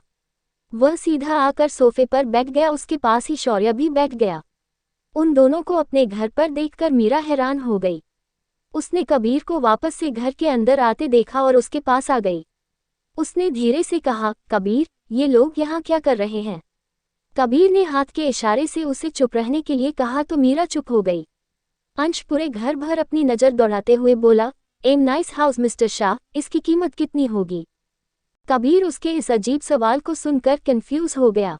उसने कहा, मैं आपका मतलब समझा नहीं। अंश ने कहा, मुझे आपका वे घर बहुत पसंद आया। मैं सोच रहा था 700 करोड़ के बदले मैं इस घर को अपने पास रख लूं। या फिर वो जोर बाग वाली जमीन के बारे में क्या ख्याल है आपका? उसने कहा तो कबीर की आंखें फैल गईं। अंश ने आगे कहा, मैंने सुना है उसकी कीमत अरबों में है। कबीर ने अपने माथे पसीना साफ करते हुए कहा, मैं वो जमीन आपको नहीं दे सकता मिस्टर रायजादा। आप मुझे कुछ दिनों की मोहलत दीजिए, मैं आपका पैसा जरूर लौटा दूंगा। अंश ने सार्कास्टिकली कहा, कम ऑन मिस्टर शाह, आप पिछले 2 महीने से यही बात कहते कहते थक नहीं गए? कबीर ने रिक्वेस्ट करते हुए कहा, रायजादा सर, मुझे बस 1 सप्ताह का वक्त चाहिए, मैं आपका पूरा पैसा लौटा दूंगा। अंश ने कहा, मेरे पास आपको देने के लिए और वक्त नहीं है मिस्टर शाह। 4 दिन में आप मेरा पैसा लौटाए, नहीं तो फुटपाथ पर रहने के लिए तैयार हो जाओ। कबीर ने ये सुना और उसे जैसे चक्कर आने लगे। अंश खड़ा हुआ और अपना कपड़ा ठीक करते हुए जाने लगा तो उसकी नज़र सीढ़ी पर खड़ी सोना की नज़रों से मिली और वो उसे देखता ही रह गया। सोना भी उसे ही अपनी हैरान नज़रों से देख रही थी। अंश को एक बार फिर से अपने सामने देखकर उसका शरीर ठंडा पड़ गया था। उन दोनों को उस दिन का सारा घटना याद आने लगा। अंश को उसकी आंखें देखकर फिर से बेचैनी महसूस होने लगी। उसने जल्दी से उससे अपनी नज़रें सोना से फेर ली और अपना कोट ठीक करते हुए बोला, see you in 2 days Mister Shah. क्या होगा सोना और अंश की दोबारा मुलाकात का नतीजा? कैसे चुकाएगा कबीर अंश का कर्ज? लक्ष्य। वो दोबारा सोना को देखे बिना वहां से चला गया। उसके साथ ही शौर्य भी बाहर चला गया। उसके जाने के बाद कबीर धम्म से सोफे पर बैठ गया। उसे अपने सर में बहुत तेज दर्द महसूस हुआ। मीरा जो कब से हैरान खड़ी थी वो कबीर के पास आते हुए बोली, कबीर, वो किस जमीन के बारे में बात कर रहे थे? जोर बाग वाला। क्या वो सच में अरबों का है? तुमने इस जमीन के बारे में मुझे पहले क्यों नहीं बताया? कबीर ने कहा, मीरा कुछ देर चुप रहोगी, मेरे सर में बहुत दर्द हो रहा है। उसने कहा तो मीरा ने अपना मुंह बनाया। तब तक सोना ने भी खुद को संभाल लिया था। उसने कबीर को देखा और कहा, मिस्टर शाह, वे लोग ऐसा क्यों कह रहे थे कि 2 दिन में पैसा नहीं लौटाया तो फुटपाथ पर रहना होगा? सोना ने ये इसलिए पूछा था क्योंकि उसने अंश की आधी बात ही सुनी थी। कबीर ने कहा, तुम उनकी बातों पर ध्यान मत दो, ऐसा कुछ नहीं होगा। तुम जाओ आदित्य के पास, मुझे लगता है मेरी तबीयत थोड़ी ठीक नहीं है। सोना ने कहा, ठीक है, आप आराम कीजिए, हम छोटे के पास जाते हैं। और हाँ, हम आज घर नहीं आएंगे। उसने कहा तो मीरा उसे देखने लगी। कुछ वक्त पहले उसने अंश और सोना को एक दूसरे को देखते देख लिया था और उसे उन दोनों के एक दूसरे को देखने भर से उसने बीच की टेंशन नजर आ गई थी। इधर सोना हाईवे में आई और उसने अपने लिए कैब ले लिया। कुछ देर बाद वह हॉस्पिटल पहुंची और सीधा आदित्य के वार्ड की तरफ चली गई।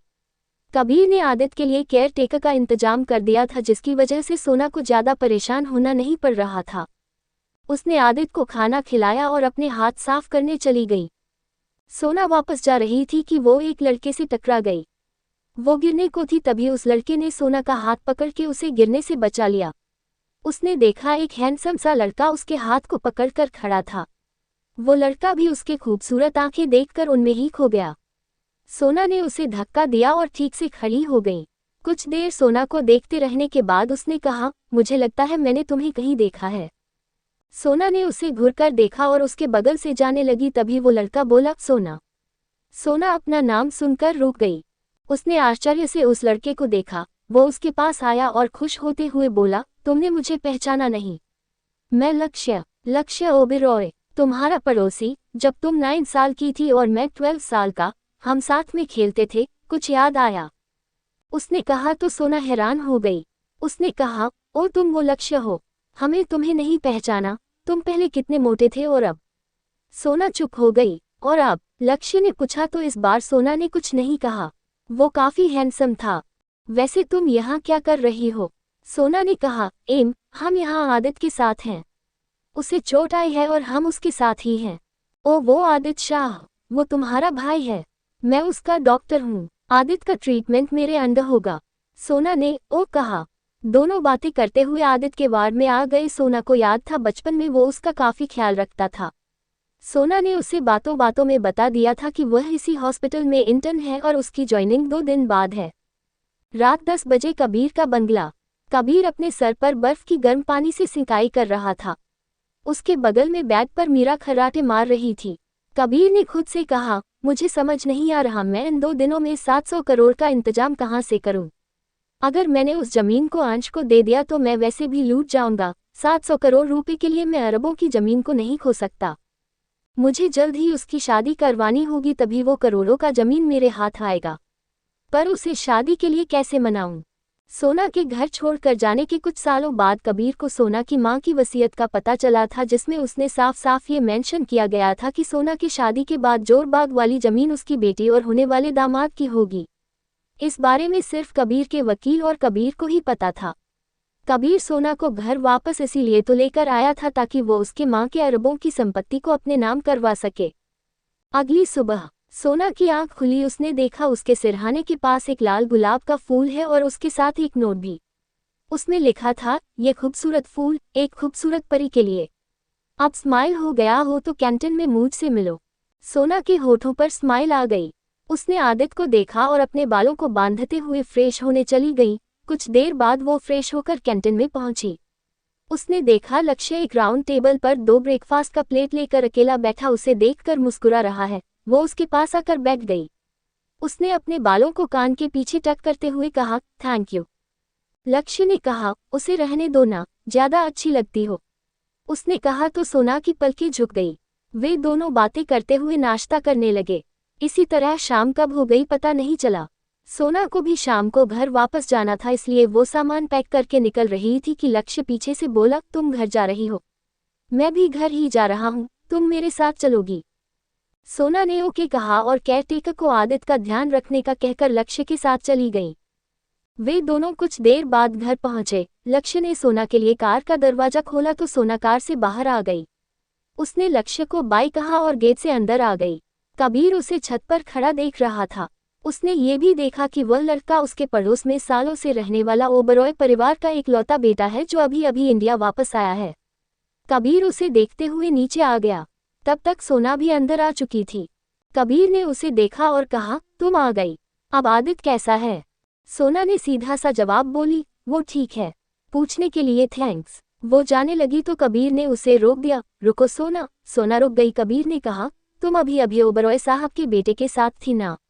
मुझे याद है तुम दोनों बचपन में बहुत अच्छे दोस्त हुआ करते थे। सोना ने कहा, जी, हम उसी के साथ थे। हम आज ही उससे हॉस्पिटल में मिले। लक्ष्य छोटे का डॉक्टर है। ओ आई सी, ठीक है तुम कमरे में जाओ। कबीर ने कहा तो सोना ने हाँ में सर हिलाया और चली गई। क्या कबीर कामयाब हो पाएगा सोना से उसकी मां की जमीन लेने में? अनोखी मुलाकात। सोना ने चिंता जताते हुए कहा, ज्यादा लगी क्या? आई एम सॉरी छोटे, हम तो बस। वो कह ही रही थी कि आदित हंसने लगा। उसने हंसते हुए ही कहा, ओफ दी, आप कितनी जल्दी परेशान हो जाती हो। सोना ने उसे घूरते हुए कहा, हाँ, क्योंकि तुम हमें परेशान करते हो। वो कुछ और भी कहने वाली थी कि लक्ष्य हड़बड़ी में उसके पास आया और उसके सामने बैठते हुए जल्दी से बोला, इंटर्न सोना, मुझे तुम्हारी मदद चाहिए, एक बहुत बड़ी गड़बड़ हो गई है। सोना ने उसे इतना परेशान देखा तो पूछा, क्या हुआ लक्ष्य? क्या गड़बड़ हो गई है? लक्ष्य ने जल्दी से सोना का हाथ पकड़कर कहा, आज रात मुझे हॉस्पिटल की तरफ से एक सेमिनार में जाना था, पर जो मेरे साथ जाने वाली थी उसने मुझे धोखा दे दिया। प्लीज, क्या तुम मेरे साथ चलोगी मेरी असिस्टेंट बनकर? उद्धरण चिन्ह। इतना कहकर वो उम्मीद से सोना को देखने लगा। लक्ष्य का उसके हाथ को इस तरह पकड़ने से सोना असहज हो गई। उसे याद था अभी अभी आदित ने उसे क्या कहा था। उसने अपने हाथ को पीछे खींचते हुए कहा, ओके, कितने बजे जाना है? लक्ष्य फिर से उसका हाथ पकड़कर खड़े होकर बोला, तो फिर चलो अभी, हमें देर हो जाएगी। इतना बोलकर वो खींचते हुए सोना को अपने साथ ले गया। इधर अंश, रेहान और शौर्य एक बिजनेस पार्टी में थे। तीनों राउंड टेबल पर बैठे थे। अंश के हाथ में ड्रिंक का ग्लास था पर उसने एक भी घूंट नहीं पिया था। तभी एक लड़की अंश के पास आई और उसके गोद में बैठते हुए बोली, hey handsome, want a drink with me. इतना कहकर उसने अपने ड्रिंक के ग्लास को अंश के आगे कर दिया। अंश ने उसे बिना किसी भाव के देखा। सबको पता था ये लड़की इस शहर के दूसरे सबसे बड़े परिवार की बेटी ईशा वर्मा थी। सब जानते थे कि ईशा अंश की मंगेतर है और वो काफी बोल्ड है। रेहान ईशा को मुंह बनाकर देखते हुए शौर्य से धीरे से बोला, आ गई छिपकली कहीं की। मैं बता रहा हूँ शौर्य भाई, एक दिन इस लड़की का खून मेरे हाथों ही होगा। देखो ना कैसी चिपकती रहती है भाई से। मन तो कर रहा है मैं अभी इसे धक्का दे दूं और ये मुंह के बल गिर जाए। तभी ईशा ने रेहान से कहा, तुमने कुछ कहा रेहान? रेहान ने हंसते हुए कहा, नहीं तो मेरी कहा मजाल जो मैं आपसे कुछ कहूंगा भाभी जी। ये सुनकर ईशा ने मुंह बनाते हुए कहा, भाभी जी, don't call me that, call me Isha, only Isha. Isha ने अंश से सेडेक्टिव टोन में कहा, बेबी चलो ना, हम अकेले कहीं चलते हैं, मुझे तुम्हारे साथ टाइम स्पेंड करना है। इतना कहकर वो अंश के कान पर अपनी उंगली से टच करने लगी। पर अंश को इससे कोई फर्क नहीं पड़ रहा था। वह अपने चेहरे पर बिना किसी भाव के ईशा को देख रहा था। अगर उसके बड़े पापा ने इस लड़की से शादी फिक्स न की होती तो वो इसे कब का गोली मार देता। उसने ईशा के हाथों को अपने ऊपर से हटाते हुए कामली कहा, बिहेव ईशा, हम इस वक्त पार्टी में हैं। ईशा ने कहा, so what babe, I am your fiance, I have full right on you to touch you and kiss you. इतना कहकर उसने अंश के गाल पर किस किया और उसके गले पर हाथ फेरने लगी। अंश ने उसे गुस्से से घूरते हुए अपनी डोमिनेटिंग आवाज में कहा, try to touching me like this again, I swear I will chop your pretty hands in millions of pieces, now get off. Quote. Isha उसके इस तरह बात करने से थोड़ी डर गई और वो अंश की गोद से उठ गई। उसने शौर्य और रेहान को देखकर कहा, oh okay, bye guys, my friends are waiting for me. इतना कहकर वो अपनी हाई हील से टक टक की आवाज करते हुए वहां से चली गई। उसके जाने के बाद रेहान ने हंसते हुए कहा, पता नहीं आप इसे कैसे झेलते हैं भाई, मुझसे तो एक मिनट बर्दाश्त नहीं होती। वैसे भाई मैं आपसे एक बात कहूँ, अगर न्यूज़ वाली लड़की के साथ आपकी शादी हो गई ना तो कसम से मजा ही आ जाता। आई विश वो ही मेरी भाभी होती। उसने कहा तो अंश की आंखें गहरी हो गई। उसने धीरे से कहा, एज योर विश छोटे। तभी एक वेटर अंश के बगल से गुजरा। उसने अपने कान में लगे ब्लूटूथ में कहा, sir, he is in front of me. सामने से कुछ कहा गया तो उस वेटर ने ट्रे के नीचे हाथ में पकड़ी गन को अंश की तरफ पॉइंट करके गोली चला दी। गोली सीधा आकर अंश के हाथ में पकड़े ड्रिंक के ग्लास को चीरते हुए उसके सीने पर लगी। उद्धरण चिन्ह। एक पल के लिए किसी को समझ नहीं आया वहां पर क्या हुआ, लेकिन जल्द ही सबको अंश के व्हाइट शर्ट पर लाल रंग उभरता हुआ नजर आया। ये देखकर रेहान जोर से चिल्लाया, भाई। अंश ने उस तरफ देखा तो वो वेटर वहां से भाग रहा था।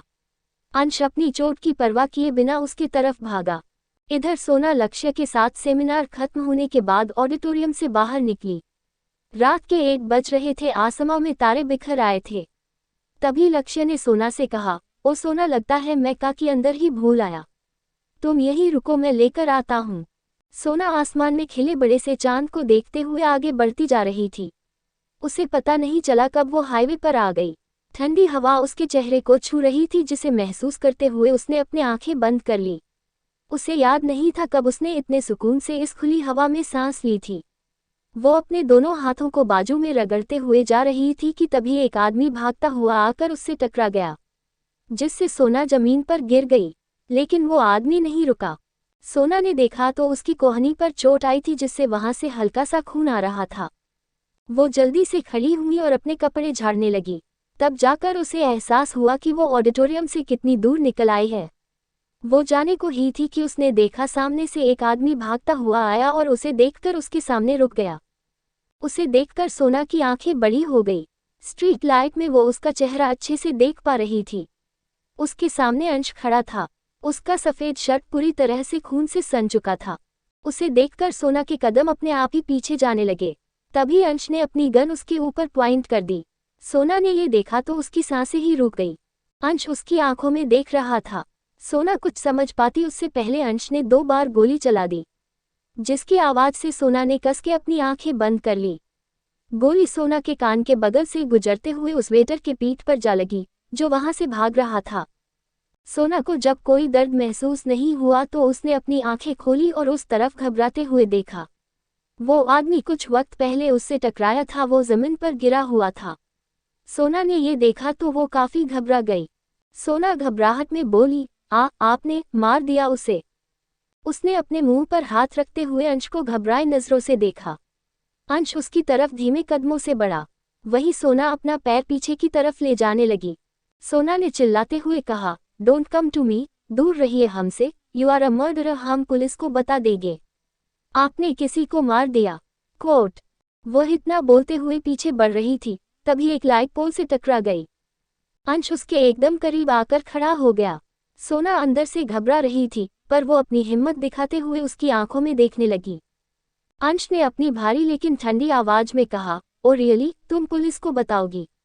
क्या कहोगी तुम उनसे? ये कहते हुए वो उसके चेहरे के एकदम पास आ गया। सोना उसे धक्का देते हुए बोली, हाँ, हम पुलिस को बता देंगे।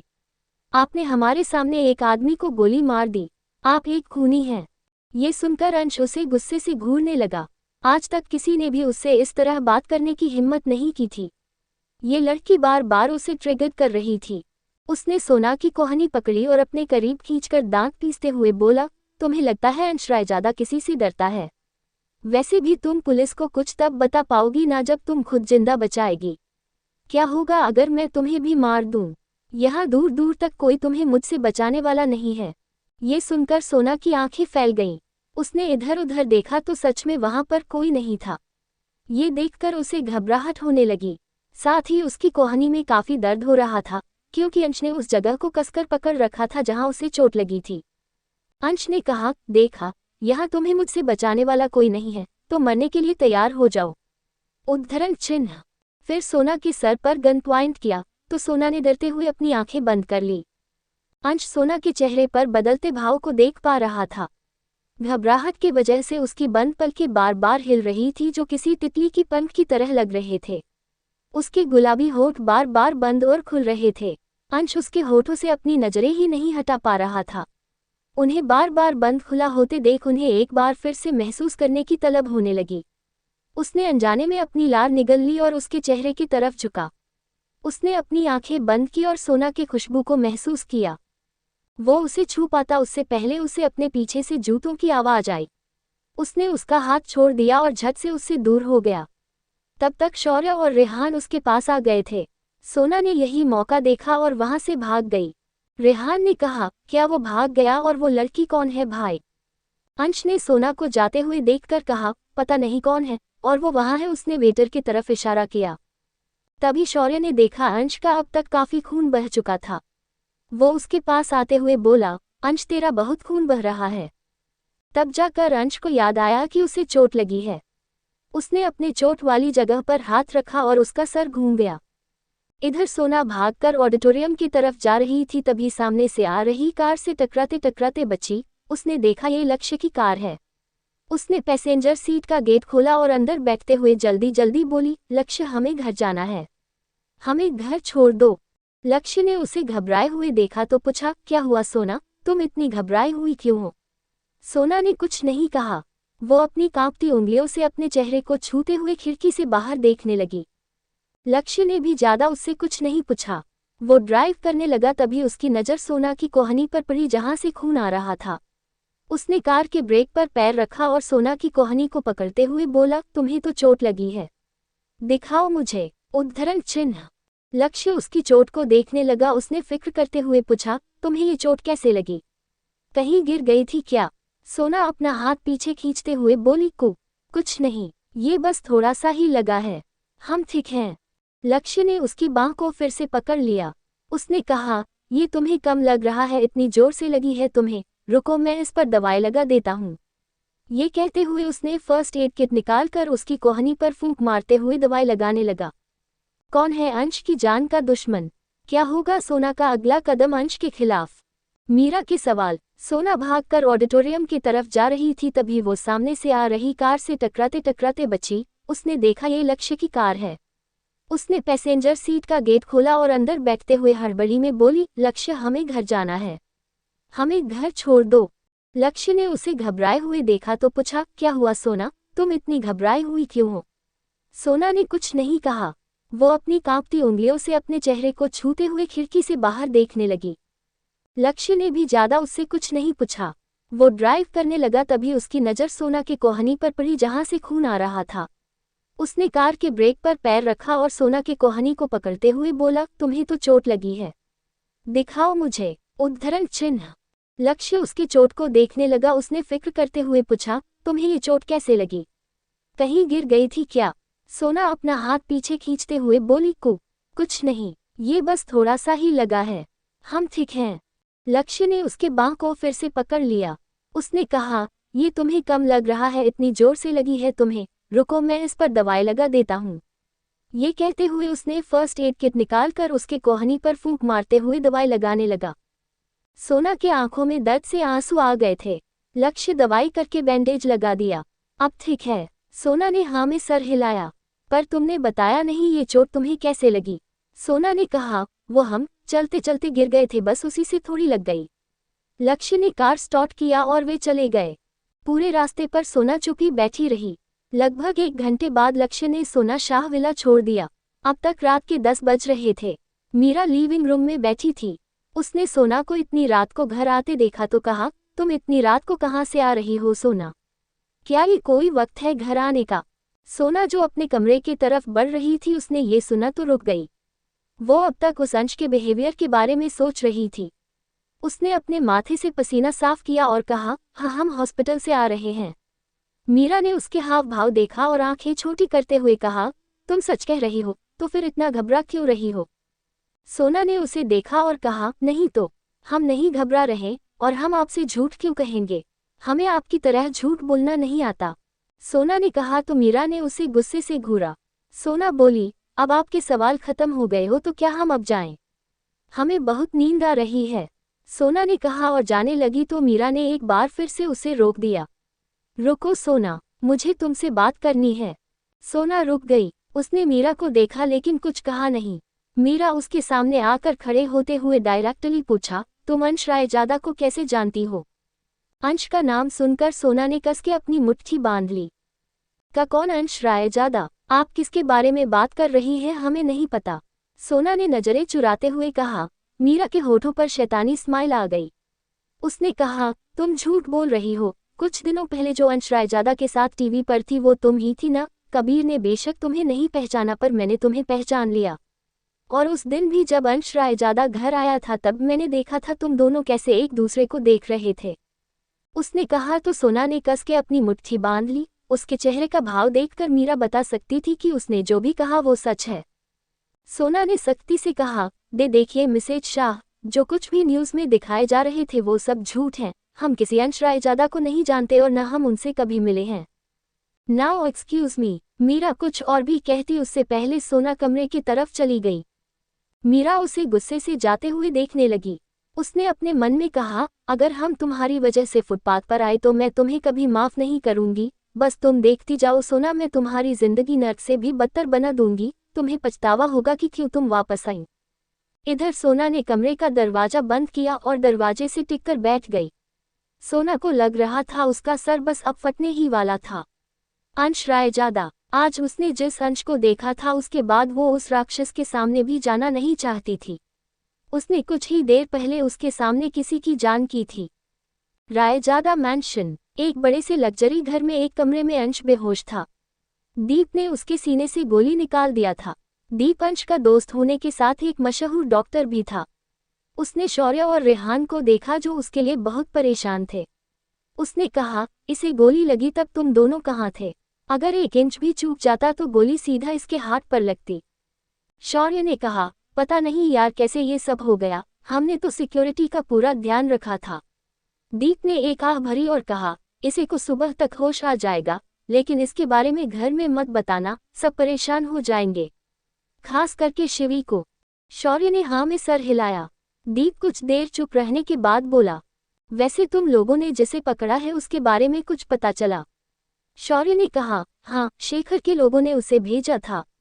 वही शेखर जिसने अंश के दुश्मनों से हाथ मिलाकर उसे धोखा दिया था। दीप ने हाँ में सर हिलाया। तभी एक लड़की जिसकी उम्र 22 साल थी वो भागकर अंदर आई। उसने अंश को इस तरह बेहोश देखा तो उसकी जैसे सांस गले में अटक गई। भाई, वो अंश के पास आकर बैठते हुए बोली। अंश भाई को गोली कैसे लगी? दीप ने शिवी को देखने लगा जो अंश के पास बैठकर सुबक रही थी। वैसे तो शिवी अंश की मुंह बोली बहन थी लेकिन अंश उससे बहुत कनेक्टेड था। सुबह 9 बजे सोना अपनी डेली रूटीन के बाद हॉस्पिटल जाने के लिए तैयार हो रही थी।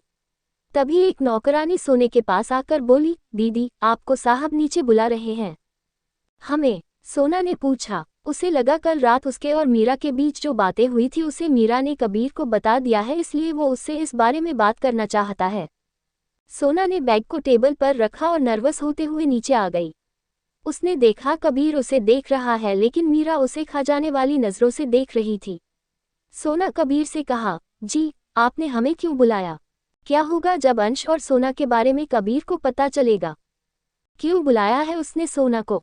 शादी की डेट। सोना की शादी के लिए रिजेक्शन से अंश उसे अपनी एक भान उठाकर देखने लगा।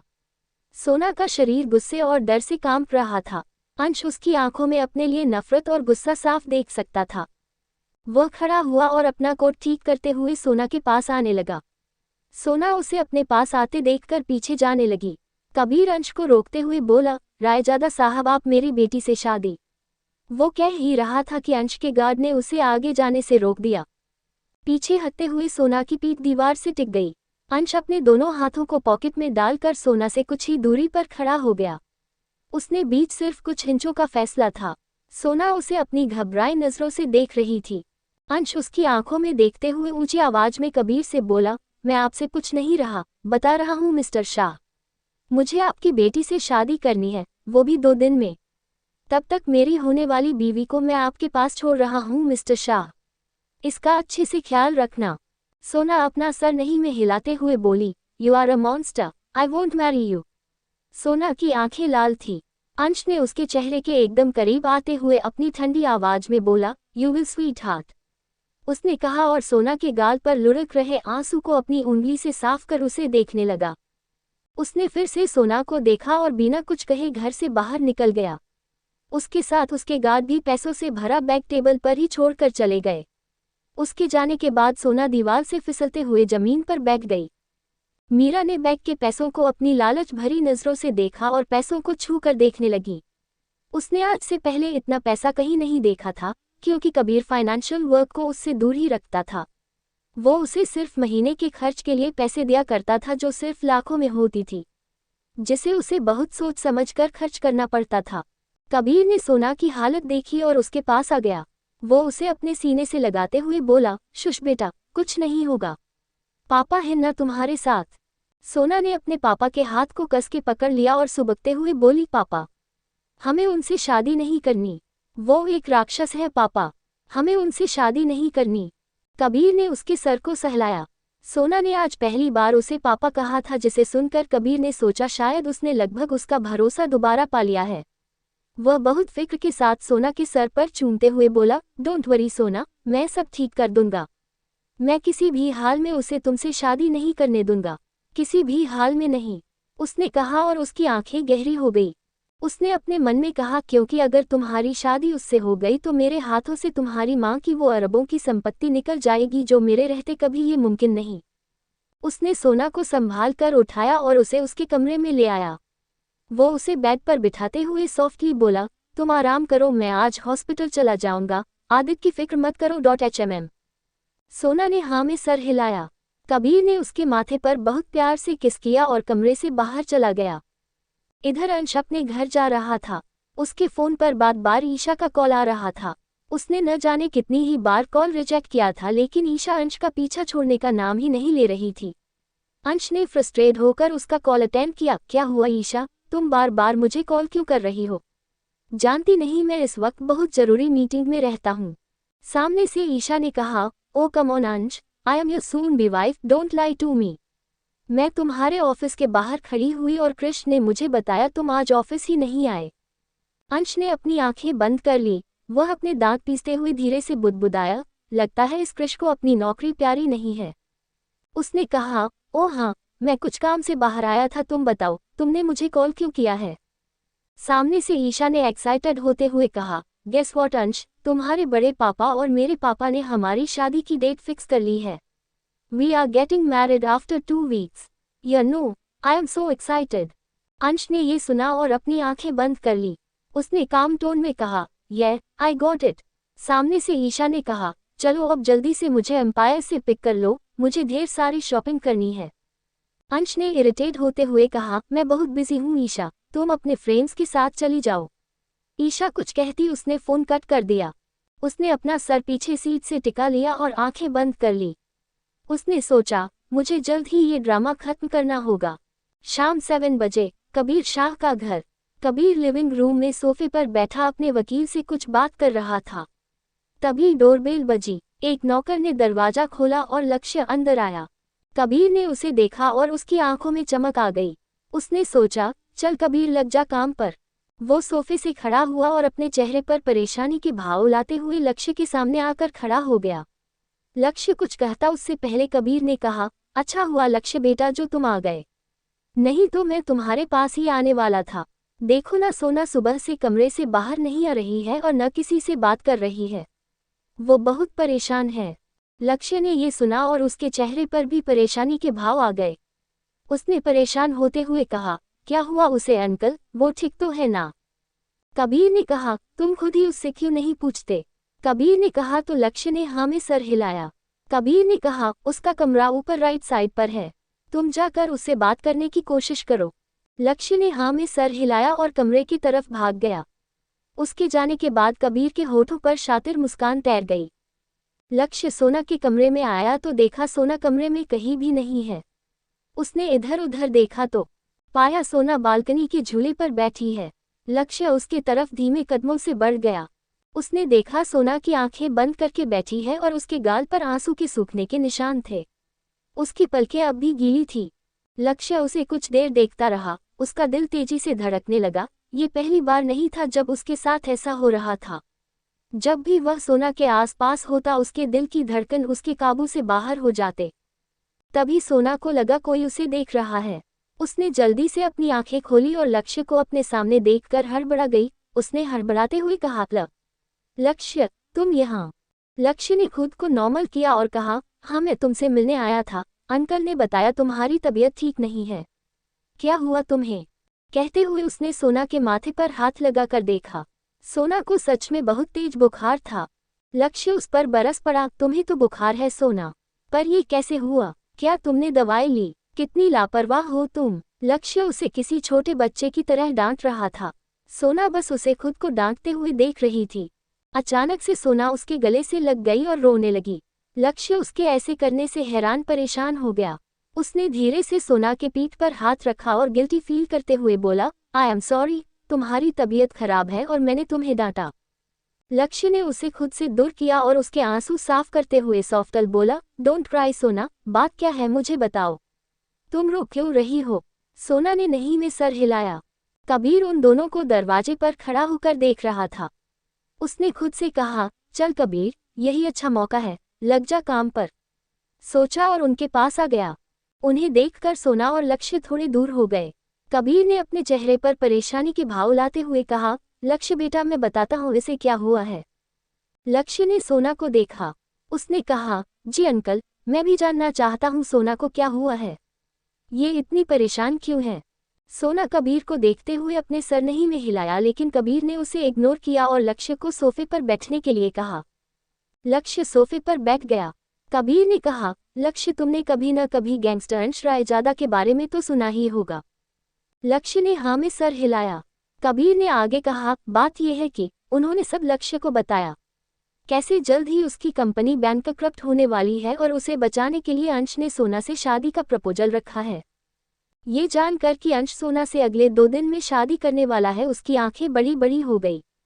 उसके मुंह से हैरानी से निकला, क्या सोना की शादी अंश रायजादा से? कबीर ने निराशर होकर हाँ में सर हिलाया। लक्ष्य ने परेशान होते हुए कहा, तो इस प्रॉब्लम से निकलने का कोई रास्ता तो होगा न अंकल? कबीर ने हाँ में सर हिलाया और कहा, हाँ एक रास्ता तो है, लेकिन मुझे नहीं लगता सोना इसके लिए कभी तैयार होगी। सोना ने इम्पेशेंटली कहा, पापा अगर आपके पास कोई रास्ता है तो जल्दी बताए, हमें उन राक्षस से शादी नहीं करनी। उद्धरण चिन्ह। कबीर ने कहा, तुम्हारी और लक्ष्य की शादी। लक्ष्य और सोना ने ये सुना और शौक हो गए। दोनों के मुंह से एक साथ निकला क्या। दोनों ने एक दूसरे को देखा और फिर कबीर को। सोना ने कहा, पापा आप ये क्या कह रहे हैं, हम लक्ष्य से शादी कैसे कर सकते हैं। कबीर ने सोना का हाथ पकड़ा और कहा, तुम्हें याद है मैंने सुबह भी तुमसे इसी बारे में बात की थी। मैं तुम्हारी शादी किसी और से नहीं बल्कि लक्ष्य से ही करना चाहता था। मैं इस बारे में लक्ष्य के डैड ओबरॉय साहब से भी बात करने वाला था, लेकिन अंश ने आकर सब गड़बड़ कर दी। मैं तुम्हें खुश देखना चाहता हूँ सोना, और मुझे पता है लक्ष्य तुम्हारा ख्याल अच्छे से रखेगा। उसने कहा और लक्ष्य को देखा। तुम मेरी बेटी का ख्याल रखोगे न लक्ष्य। लक्ष्य ने कुछ भी नहीं कहा और सोना अपनी नम आंखों से कबीर को देख रही थी। कबीर ने सोना के सर पर हाथ रखा और उसे समझाते हुए कहा, हमारे पास ज्यादा सोचने का वक्त नहीं है सोना। मैं तुम्हें अंश जैसे इंसान के साथ अपनी पूरी जिंदगी गुजारते हुए नहीं देख सकता। तुम नहीं जानती वो कितना खतरनाक है। इसलिए मैं चाहता हूं कि इससे पहले अंश तुमसे शादी करे तुम लक्ष्य से शादी करके कुछ दिनों के लिए कहीं दूर चली जाओ। जो भी होगा मैं सब संभाल लूंगा और तुम आदित्य की फिक्र मत करना, मैं उसका पूरा ख्याल रखूंगा। कबीर ने ये इतने यकीन से कहा था कि सोना को बिल्कुल भी अंदाजा नहीं हुआ कबीर ने कितनी आसानी से उसे मैनिपुलेट कर दिया था। सोना के आंख से आंसू बहकर उसके गाल पर लुढ़क आए। उसने जल्दी से उसे साफ किया और कहा, ठीक है, हम लक्ष्य से शादी के लिए तैयार हैं, लेकिन लक्ष्य। उसने लक्ष्य को देखा। लक्ष्य ने भी सोना को देखते हुए हाँ में सर हिलाया। शादी की शॉपिंग। सोना लक्ष्य से शादी के लिए मान गई थी और लक्ष्य की तो जैसे बिना मांगे मुराद पूरी हो रही थी। वो सोना को बहुत पसंद करता था, इसलिए वो भी सोना से शादी करने के लिए तैयार था। कबीर दोनों को शादी के लिए हामी भरते हुए देख अंदर ही अंदर बहुत खुश था, लेकिन बाहर से वो ऐसे दिखा रहा था जैसे वो ये शादी मजबूरी में करवा रहा हो। कल के लिए कुछ देर प्लानिंग करने के बाद लक्ष्य वहां से चला गया। उसके जाने के बाद कबीर ने सोना के सर पर हाथ रखा और बहुत प्यार से कहा, मुझे पता है ये बहुत जल्दबाजी में हो रही है, पर तुम लक्ष्य के साथ खुश रहोगी, वो बहुत अच्छा लड़का है। सोना बस उसे देख रही थी। कबीर ने आगे कहा, अच्छा सोना अब तुम आराम करो और किसी बात की टेंशन मत लो, हम। उसने कहा और सोना के माथे पर किस करके चला गया। बाहर आते ही उसके होठों पर जीत वाली मुस्कान तैर गई। उसने कहा, तुम कितनी भोली हो सोना, तुम्हें बेवकूफ़ बनाना कितना आसान था। और वो वहां से मुस्कुराते हुए चला गया। उसके जाने के बाद मीरा एक बड़े से गमले के पीछे से बाहर आई। वो कबीर की चालाकी देखकर हैरान थी, पर उसे समझ नहीं आ रहा था वो अंश जैसे बहुत बड़े बिजनेसमैन को छोड़कर मामूली से डॉक्टर के साथ सोना की शादी क्यों करवाना चाहता था। उसने अपने मन में कहा, तुम उसे खुश देखना चाहते हो ना, लेकिन मैं ऐसा कभी होने नहीं दूंगी। तुम कितनी ही कोशिश कर लो कबीर, मैं तुम्हारी बेटी की शादी उस राक्षस से करवा कर ही रहूंगी। इस लड़की के वजह से मैं तुम्हारे साथ फुटपाथ पर रहने के लिए तैयार नहीं हूँ, उसने कहा और मुस्कुराने लगी। इधर कमरे में सोना बेड पर आकर लेट गई, पर उसकी आंखों में नींद का नामो निशान भी नहीं था। कल का दिन उसके लिए बहुत बड़ा होने वाला था। उसने कभी सोचा भी नहीं था उसकी जिंदगी का सबसे बड़ा फैसला इतनी जल्दी जल्दबाजी में ली जाएगी। सोचते सोचते कब उसकी आंख लग गई पता नहीं चला। अगली सुबह कबीर ने सोना और लक्ष्य की शादी की पूरी तैयारी कर ली थी। प्लानिंग के मुताबिक उसने महाकाल मंदिर के पंडित जी से भी बात कर ली थी। उसे पूरा यकीन था अंश कभी उसके प्लान को जान नहीं पाएगा। सोना तैयार हुई और हॉस्पिटल के लिए निकल गई। वो अपनी शादी से पहले एक बार आदित्य से मिलना चाहती थी। कुछ देर बाद वो हॉस्पिटल पहुंची। उसने आदित्य को नाश्ता अपने हाथों से खिलाया। वो बहुत इमोशनल हो रही थी। वो आदित्य को बताना चाहती थी कि आज उसकी दीदी की शादी है, पर वो चाहकर भी उसे बता नहीं पा रही थी। उसने आधा दिन आदित्य के साथ बिताया। वो आदित्य को शाम को मिलने का कहकर हॉस्पिटल से बाहर निकली। उसने एक टैक्सी को बाहर खड़े देखा। वो उसके पास आने लगी, तभी एक ब्लैक कलर की कार उसके सामने आकर रुकी। उसका शीशा नीचे हुआ और सोना अपने सामने उसे फिर से देखकर हैरान हो गई। उसने डर से अपने कदम पीछे ले लिए। उसने अपने मन में कहा, कहीं उसे लता तो नहीं चल गया, वो लक्ष्य से शादी करने जा रही है, महादेव हमारी रक्षा करना, उसने कहा और हॉस्पिटल ले अंदर जाने लगी। उसे खुद को इग्नोर करता देख कार का गेट खोल अंश बाहर आया। उसने बिना कुछ कहे सोना का हाथ पकड़कर उसे कार की तरफ ले जाने लगा। सोना उसके पकड़ से छूटने के लिए स्ट्रगल करते हुए बोली, छोड़िए हमें। कहाँ ले जा रहे हैं आप, मिस्टर रायजादा? अंश ने उसे लाकर पैसेंजर सीट पर बिठा दिया और खुद ड्राइविंग सीट पर आ गया। सोना कार से बाहर निकलने को थी कि अंश ने कार ऑन कर दी। सोना गुस्से से चिल्लाए, stop the car mister Raizada, कहाँ ले जा रहे हैं आप हमें? हमें आपके साथ कहीं नहीं जाना, गाड़ी रोकिए। अंश ने पूरी तरह उसे इग्नोर किया। कुछ देर बाद वे दोनों एक बड़े से मॉल के आगे खड़े थे जो कि अंश का ही था। अंश ने उसका हाथ पकड़ा और उसे खींचते हुए अंदर ले गया। सोना ने देखा वहां पर कोई भी नहीं है। अंश के गार्ड्स ने पहले ही उस जगह को खाली करवा दिया था। एक लेडी स्टाफ उनके पास आए और अपने सर झुकाते हुए बहुत शालीनता से बोली, सर, आपने जो ड्रेसेज कहा था वो सब तैयार हैं। अंश ने सोना का हाथ छोड़ा और उसे स्टाफ की तरफ धकेलते हुए बोला, इसे तैयार करो। स्टाफ ने सोना से कहा, mom please come with me. सोना ने अंश को देखा। अंश उसे ही देख रहा था। सोना पैर पटकते हुए स्टाफ के पीछे चली गई। अंश आकर सोफे पर बैठ गया और फोन में एक न्यूज़ देखने लगा जो कि उसकी शादी को लेकर थी। आज से ही अंश और ईशा की शादी के रस्मों की शुरुआत थी। अंश ने बिना किसी भाव के फोन को साइड में फेंका और एक मैगजीन उठा ली। लगभग 30 मिनट के बाद सोना एक सुंदर सा शादी का जोड़ा पहनकर बाहर आए। उसके चेहरे पर कोई भाव नहीं थे, वो एकटक जमीन को निहार रही थी। अंश की नज़र एकदम से ही उस पर ठहर गई। उसके मुंह से धीरे से निकला, ब्यूटीफुल। अंश खड़ा हुआ और उसे देखने लगा। उसने कहा, pack this, we will take this. Show sir, staff कहा और सोना को अपने साथ चलने के लिए कहा। सोना पीछे मुड़ी और जाने लगी, तभी उसका पैर उसके कपड़े पर अटक गया। वो गिरने को थी कि अंश ने उसे कमर से पकड़कर अपने पास खींच लिया। सोना की पीठ अंश के सीने को छू रही थी। अंश ने स्टाफ को वहां से जाने का इशारा किया। स्टाफ उन दोनों को अकेले छोड़कर वहां से चली गई। सोना ने अंश के हाथ को अपने पेट से हटाते हुए गुस्से से कहा, डोंट टच मी। वो जाने लगी तो अंश ने उसके बाह को पकड़कर रोक दिया। उसने उसे अपने तरफ घुमाया और अपने करीब करते हुए अपनी ठंडी आवाज में बोला, स्टॉप योर ड्रामा, टुडे और tomorrow you will be mine anyway, so accept it. Court party. Sona ने दूसरी तरफ अपना मुंह फेर लिया।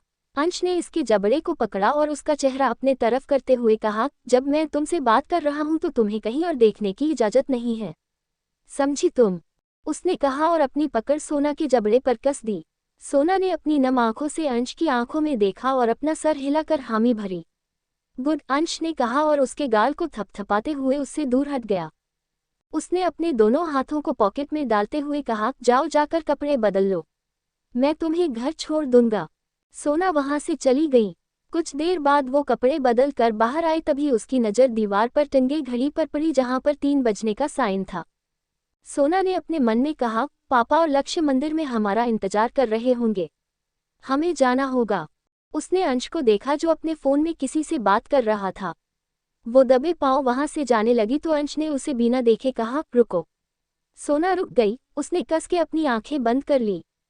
अंश ने फोन पर बात करना बंद किया और सोना के पास आया। उसने उसका हाथ पकड़ा और कहा, don't be so smart my soon be wife, मैं कल तुम्हें पूरी दुनिया के सामने इंट्रोड्यूस करने वाला हूँ, इसलिए ज़्यादा चालाक बनने की कोशिश मत करो। मेरी नज़र हर वक्त तुम पर ही है, तुम मुझसे भागकर कहीं नहीं जा सकती। सोना ने धीरे से कहा, आप ऐसा क्यों कर रहे हैं मिस्टर रायजादा? आप समझते क्यों नहीं हमें आपसे शादी नहीं करनी? अंश ने कहा, मेरे पास अपने कुछ रीजन हैं जो मैं तुम्हें बताना जरूरी नहीं समझता। अंश ने उसके कहा और उसे बाहर ले गया। शॉप के स्टाफ ने उनका सामान कार में रख दिया। कुछ देर बाद अंश और सोना कबीर के घर के बाहर थे। सोना ने कार का गेट खोला और बाहर जाने को थी कि अंश ने उसका हाथ पकड़कर उसे रोक दिया। उसने कहा, कोई होशियारी करने की कोशिश मत करना वरना मुझे भी नहीं पता मैं तुम्हारे साथ क्या करूंगा। सोना ने हाँ में सर हिलाया। अंश ने उसके चेहरे पर आ रहे बालों को कान के पीछे टक किया और बोला, कल सुबह तैयार रहना, मैं तुम्हें लेने आऊंगा। उसने कहा और सोना के चेहरे को देखने लगा। कुछ पल बाद वो उससे दूर हट गया और बोला, अब जाओ। सोना को तो बस इसी का इंतजार था। उसने कार का गेट खोला और सीधा घर के अंदर भाग गई। अंश के लोगों ने कार से सामान निकाला और उसे अंदर ले गए। अंश ने कार ऑन की और वहां से जाने लगा, तभी उसकी नज़र मीरा पर पड़ी। सोना कमरे में आकर खिड़की के पास खड़ी हो गई। उसने अंश की कार को तब तक देखा जब तक वो उसके आंखों से ओझल नहीं हो गया। सोना भागकर नीचे आई। वो घर से बाहर आई और कार में बैठ गई। उसने ड्राइवर को मंदिर चलने के लिए कहा। लगभग 1 घंटा बाद वो शहर से बाहर महादेव के मंदिर में पहुंची।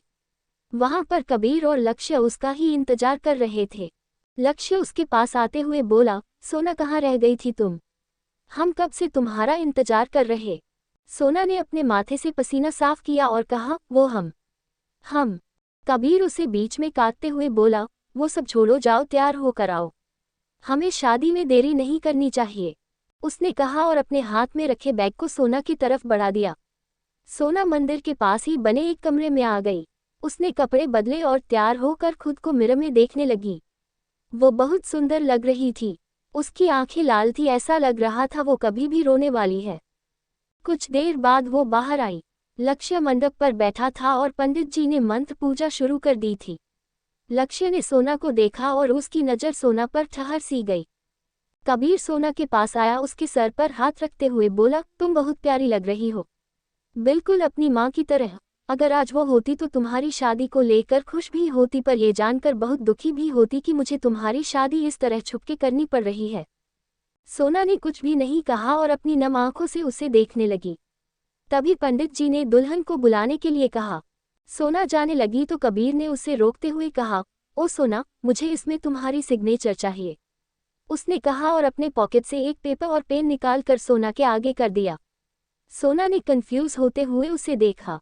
उसने पूछा, ये क्या है पापा? कबीर ने कहा, ये तुम दोनों की शादी की लीगल सर्टिफिकेट है, तुम इस पर जल्दी से साइन कर दो। सोना ने हाँ में सर हिलाया और बिना पेपर पढ़े उस पर साइन कर दिया। सोना ने पेपर कबीर को दिया। कबीर जल्दी से उसे लक्ष्य के पास ले आया। पंडित जी के जल्दी जल्दी कहने की वजह से लक्ष्य ने भी उस पर बिना पढ़े साइन कर दिया। कबीर ने उससे वो पेपर ले लिया और उसे देखने लगा। दोनों के साइन देखकर कबीर के होंठ ऊपर से उठ गए। उसने जल्दी से पेपर को अपने पॉकेट में रखा और सोना को लाकर लक्ष्य के बगल में बिठा दिया। पंडित जी ने कबीर से सोना और लक्ष्य के गठबंधन के लिए कहा। कबीर उनके पास आए और गठबंधन करके पीछे हट गए। पंडित जी ने दुल्हा दुल्हन को फेरों के लिए खड़े होने के लिए कहा। सोना और लक्ष्य खड़े हो गए। लक्ष्य ने सोना का एक हाथ पकड़ लिया और फेरों के लिए आगे बढ़ने ही वाला था कि मंदिर से बाहर गोली चलने की आवाज आई। सोना और लक्ष्य रुक गए। सबने उस तरफ देखा जहां से किसी के कदमों की तेज आवाज आ रही थी। जल्दी ही कोई बहुत गुस्से में मंदिर के अंदर आया। सबने उसका चेहरा देखा और अपनी जगह पर जम गए। गलतफहमी। सोना, लक्ष्य और कबीर अंश को वहां पर देखकर हैरान थे। सोना इतनी शौक हो गई थी कि उसने कस के लक्ष्य के हाथ को पकड़ लिया। अंश के गार्ड ने मंदिर को चारों तरफ से घेर लिया। अंश सोना को दूर खड़ा होकर अपनी लाल आंखों से घूर रहा था। उसके ऐसे देखने से सोना की जैसे रीढ़ को हड्डी तक कांप गई। अंश धीरे कदमों से उसके पास आया और उसके हाथ को पकड़कर लक्ष्य के हाथ से अलग करते हुए गुस्से से बोला, मैंने कहा था ना, कोई चालाकी नहीं, फिर भी तुमने मेरी बात नहीं मानी। लक्ष्य ने ये देखा और उसे गुस्सा आ गया। वो ये भूल गया कि उसके सामने कौन खड़ा है। उसने अंश को पीछे धक्का दिया और सोना के सामने आकर खड़ा हो गया। वो उसकी आंखों में देखते हुए बोला, तुम अपनी हद में रहो, वो तुम्हारी गुलाम नहीं है कि तुम उसे कुछ भी कहे और वो तुम्हारी बात मान ले, और सबसे बड़ी बात, तुम किसी लड़की को उसके मर्जी के खिलाफ शादी के लिए फोर्स नहीं कर सकते। अंश ने उसे अपनी लाल आंखों से घूरा। उसने कहा, तो अब तुम बताओगे मुझे क्या करना है क्या नहीं? उसने कहा और गुस्से से अपने हाथ में रखे गन को लक्ष्य के सर पर पॉइंट किया। सोना ने ये देखा और बहुत घबरा गई। कबीर आगे आते हुए बोला, रायजादा साहब, आप मेरी बात सुनिए। मेरी बेटी आपसे शादी नहीं करना चाहती, इसलिए। वो कह ही रहा था कि अंश ने उसकी बात बीच में काटते हुए कहा, इसलिए तुम उसकी शादी इस डॉक्टर से करवा रहे हो ताकि तुम्हारी मरी हुई बीवी की वो अरबों की जमीन तुम्हारे हाथ आ जाए। उद्धरण चिन्ह। उसने कहा तो कबीर शॉक हो गया और सोना और लक्ष्य कंफ्यूज। वो दोनों कबीर को देखने लगे जिसके माथे पर अब पसीने की बूंदें जमा हो गई थी। सोना ने कंफ्यूज होते हुए अपने पापा से पूछा, पापा, मिस्टर रायजादा किस जमीन की बात करे रहे हैं? कबीर हड़बड़ी में बोला, सोना तुम इसकी बात मत सुनो, ये ऐसे ही कुछ भी बकवास कर रहा है। अंश शातिर हंसी हंसते हुए बोला, मैं जिस जमीन की बात कर रहा हूँ वो तुम्हारी माँ की है जिसके बारे में तुम्हें नहीं पता। पर तुम्हारी माँ ने एक विल बनवाई थी जिसके अकॉर्डिंग वो जमीन शादी के बाद तुम्हारी और तुम्हारे पति की होने वाली है। और तुम्हें पता है उसकी कीमत क्या है? 30 अरब रुपए। 30 अरब रुपए लक्ष्य के मुंह से निकला। अंश की बातें सुनकर तो सोना का सर ही घूम गया। वो हैरान नजरों से कबीर को देखने लगी। उसने भरे गले के साथ कहा, पापा। सोना के आंखों से आंसू उसके गाल पर फिसलने लगे। कबीर ने अपनी बेटी को देखा जिसकी आंखों में उसके लिए भरोसा उठते हुए नजर आ रहा था। अंश ने आगे कहा, और जानती हो तुमने अभी अभी जिस पेपर्स पर साइन किए वो किस चीज के थे? वो प्रॉपर्टी ट्रांसफर के थे। तुम्हारे पापा को पूरा यकीन था कि तुम्हारी और लक्ष्य की शादी हो जाएगी, इसलिए उसने पहले ही प्रॉपर्टी अपने नाम कर लिया। ये सुनकर लक्ष्य ने हैरानी से कबीर को देखा, क्योंकि उसे जरा भी अंदाजा नहीं था वो किस पेपर्स पर साइन कर रहा था।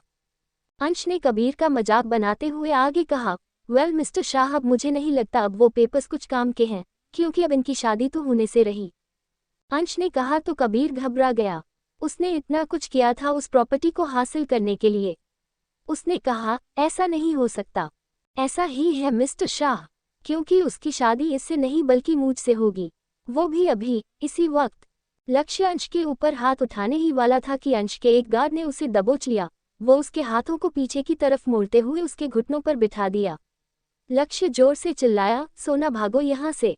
सोना जो अब तक बुत बनकर खड़ी थी, लक्ष्य के चिल्लाने से वो अपने सेंस में वापस आई। अंश उसे देखते हुए उसकी तरफ बढ़ने लगा और सोना अपने कदम पीछे लेने लगी। अंश ने अपनी गन कमर के पीछे रखा और उसका हाथ पकड़कर उसे मंडप की तरफ खींचने लगा। तभी सोना की नज़र अंश की गन पर पड़ी। उसने अपना हाथ झटके से छुड़ाया और अंश का गन लेकर उसके ऊपर पॉइंट कर दिया। बेशक उसके हाथों ने पहली बार गन पकड़ रखा था, लेकिन जरा भी नहीं कांप रहे थे। उसने गुस्से से कहा, हम आपसे शादी कभी नहीं करेंगे। अंश ने उसे अपनी एक भान उठाकर देख रहा था। सोना ने उसी तरह कहा, अपने लोगों से कहिए जाने दे हमें। उसने इतना कहा ही था कि अंश उसकी तरफ बढ़ने लगा। सोना पीछे जाते हुए बोली, दूर रहिए हमसे, पास मत आना, हम गोली चला देंगे। फिर भी अंश नहीं रुका। जल्द ही सोना मंदिर के दीवार से सट गई। अंश बिल्कुल गन के सामने आकर खड़ा हो गया। वो कुछ पल उसे देखता रहा, फिर अचानक से उसने सोना का हाथ पकड़ा और उसके हाथों को मोड़कर उसकी कमर से लगाते हुए उसे अपने करीब कर लिया। सोना हैरानी से अंश को देखने लगी। लक्ष्य ये देखकर जोर से चिल्लाया, अंश रायजादा, अगर तूने उसके साथ कुछ भी किया तो मैं तुम्हें छोड़ूंगा नहीं। अंश ने कुछ नहीं सुना।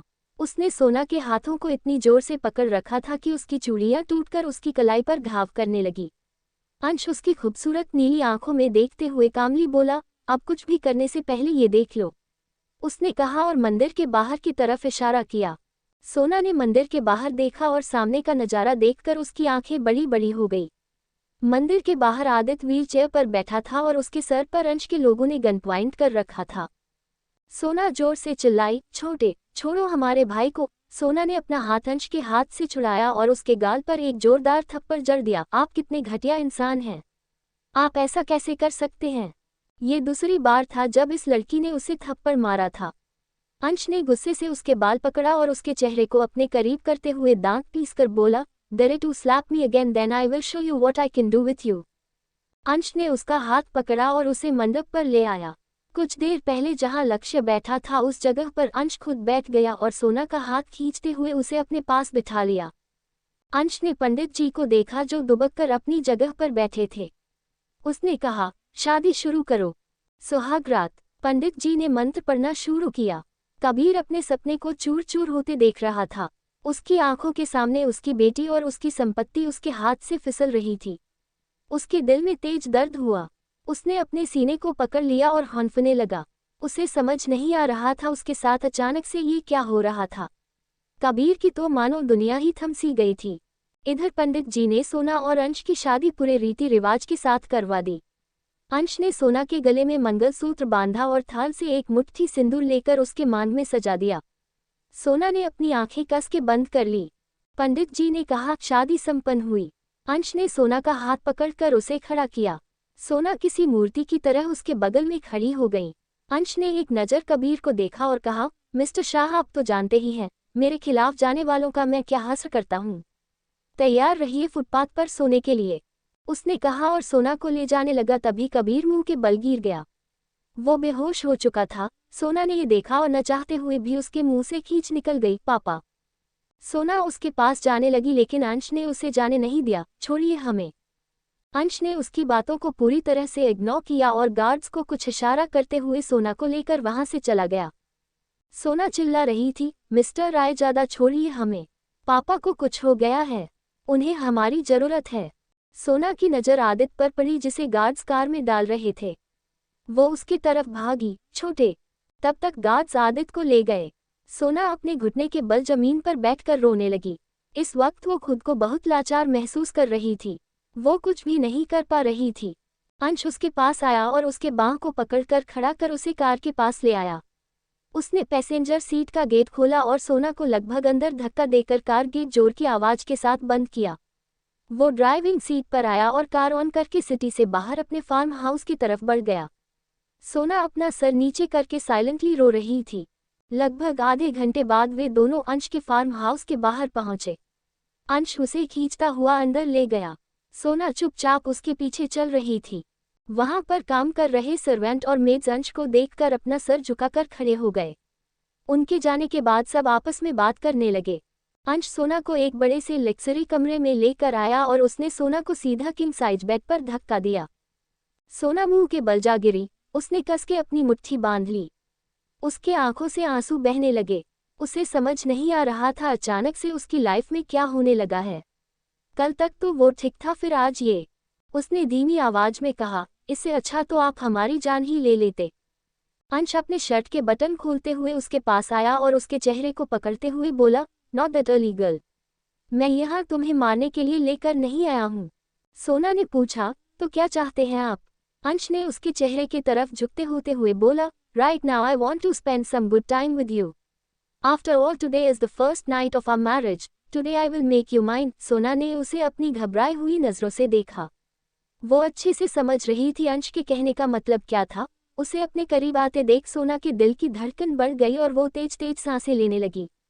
उसने अपने दोनों हाथ अंश के सीने पर रखे और उसे पुश करते हुए बोली, please D don't, I am scared. वो कह ही रही थी, अंश ने उसके होठों पर अपने होठ रखकर उसे चुप करा दिया। सोना उसे धक्का देने लगी, लेकिन अंश ने उसे पूरी तरह से अपने नीचे जकड़ रखा था। उसने सोना के दोनों हाथों को पकड़ा और उसे बैक पर प्रेस करते हुए वो कभी उसके होठों पर तो कभी उसके गले पर किस करता। सोना उसके नीचे झटपटा रही थी पर अंश को जैसे कोई फर्क ही नहीं पड़ा। अंश के इस हरकत के वजह से सोना के दिमाग में अचानक से कई सारे ब्लास्ट होने लगे। उसका शरीर बुरी तरह से कांपने लगा।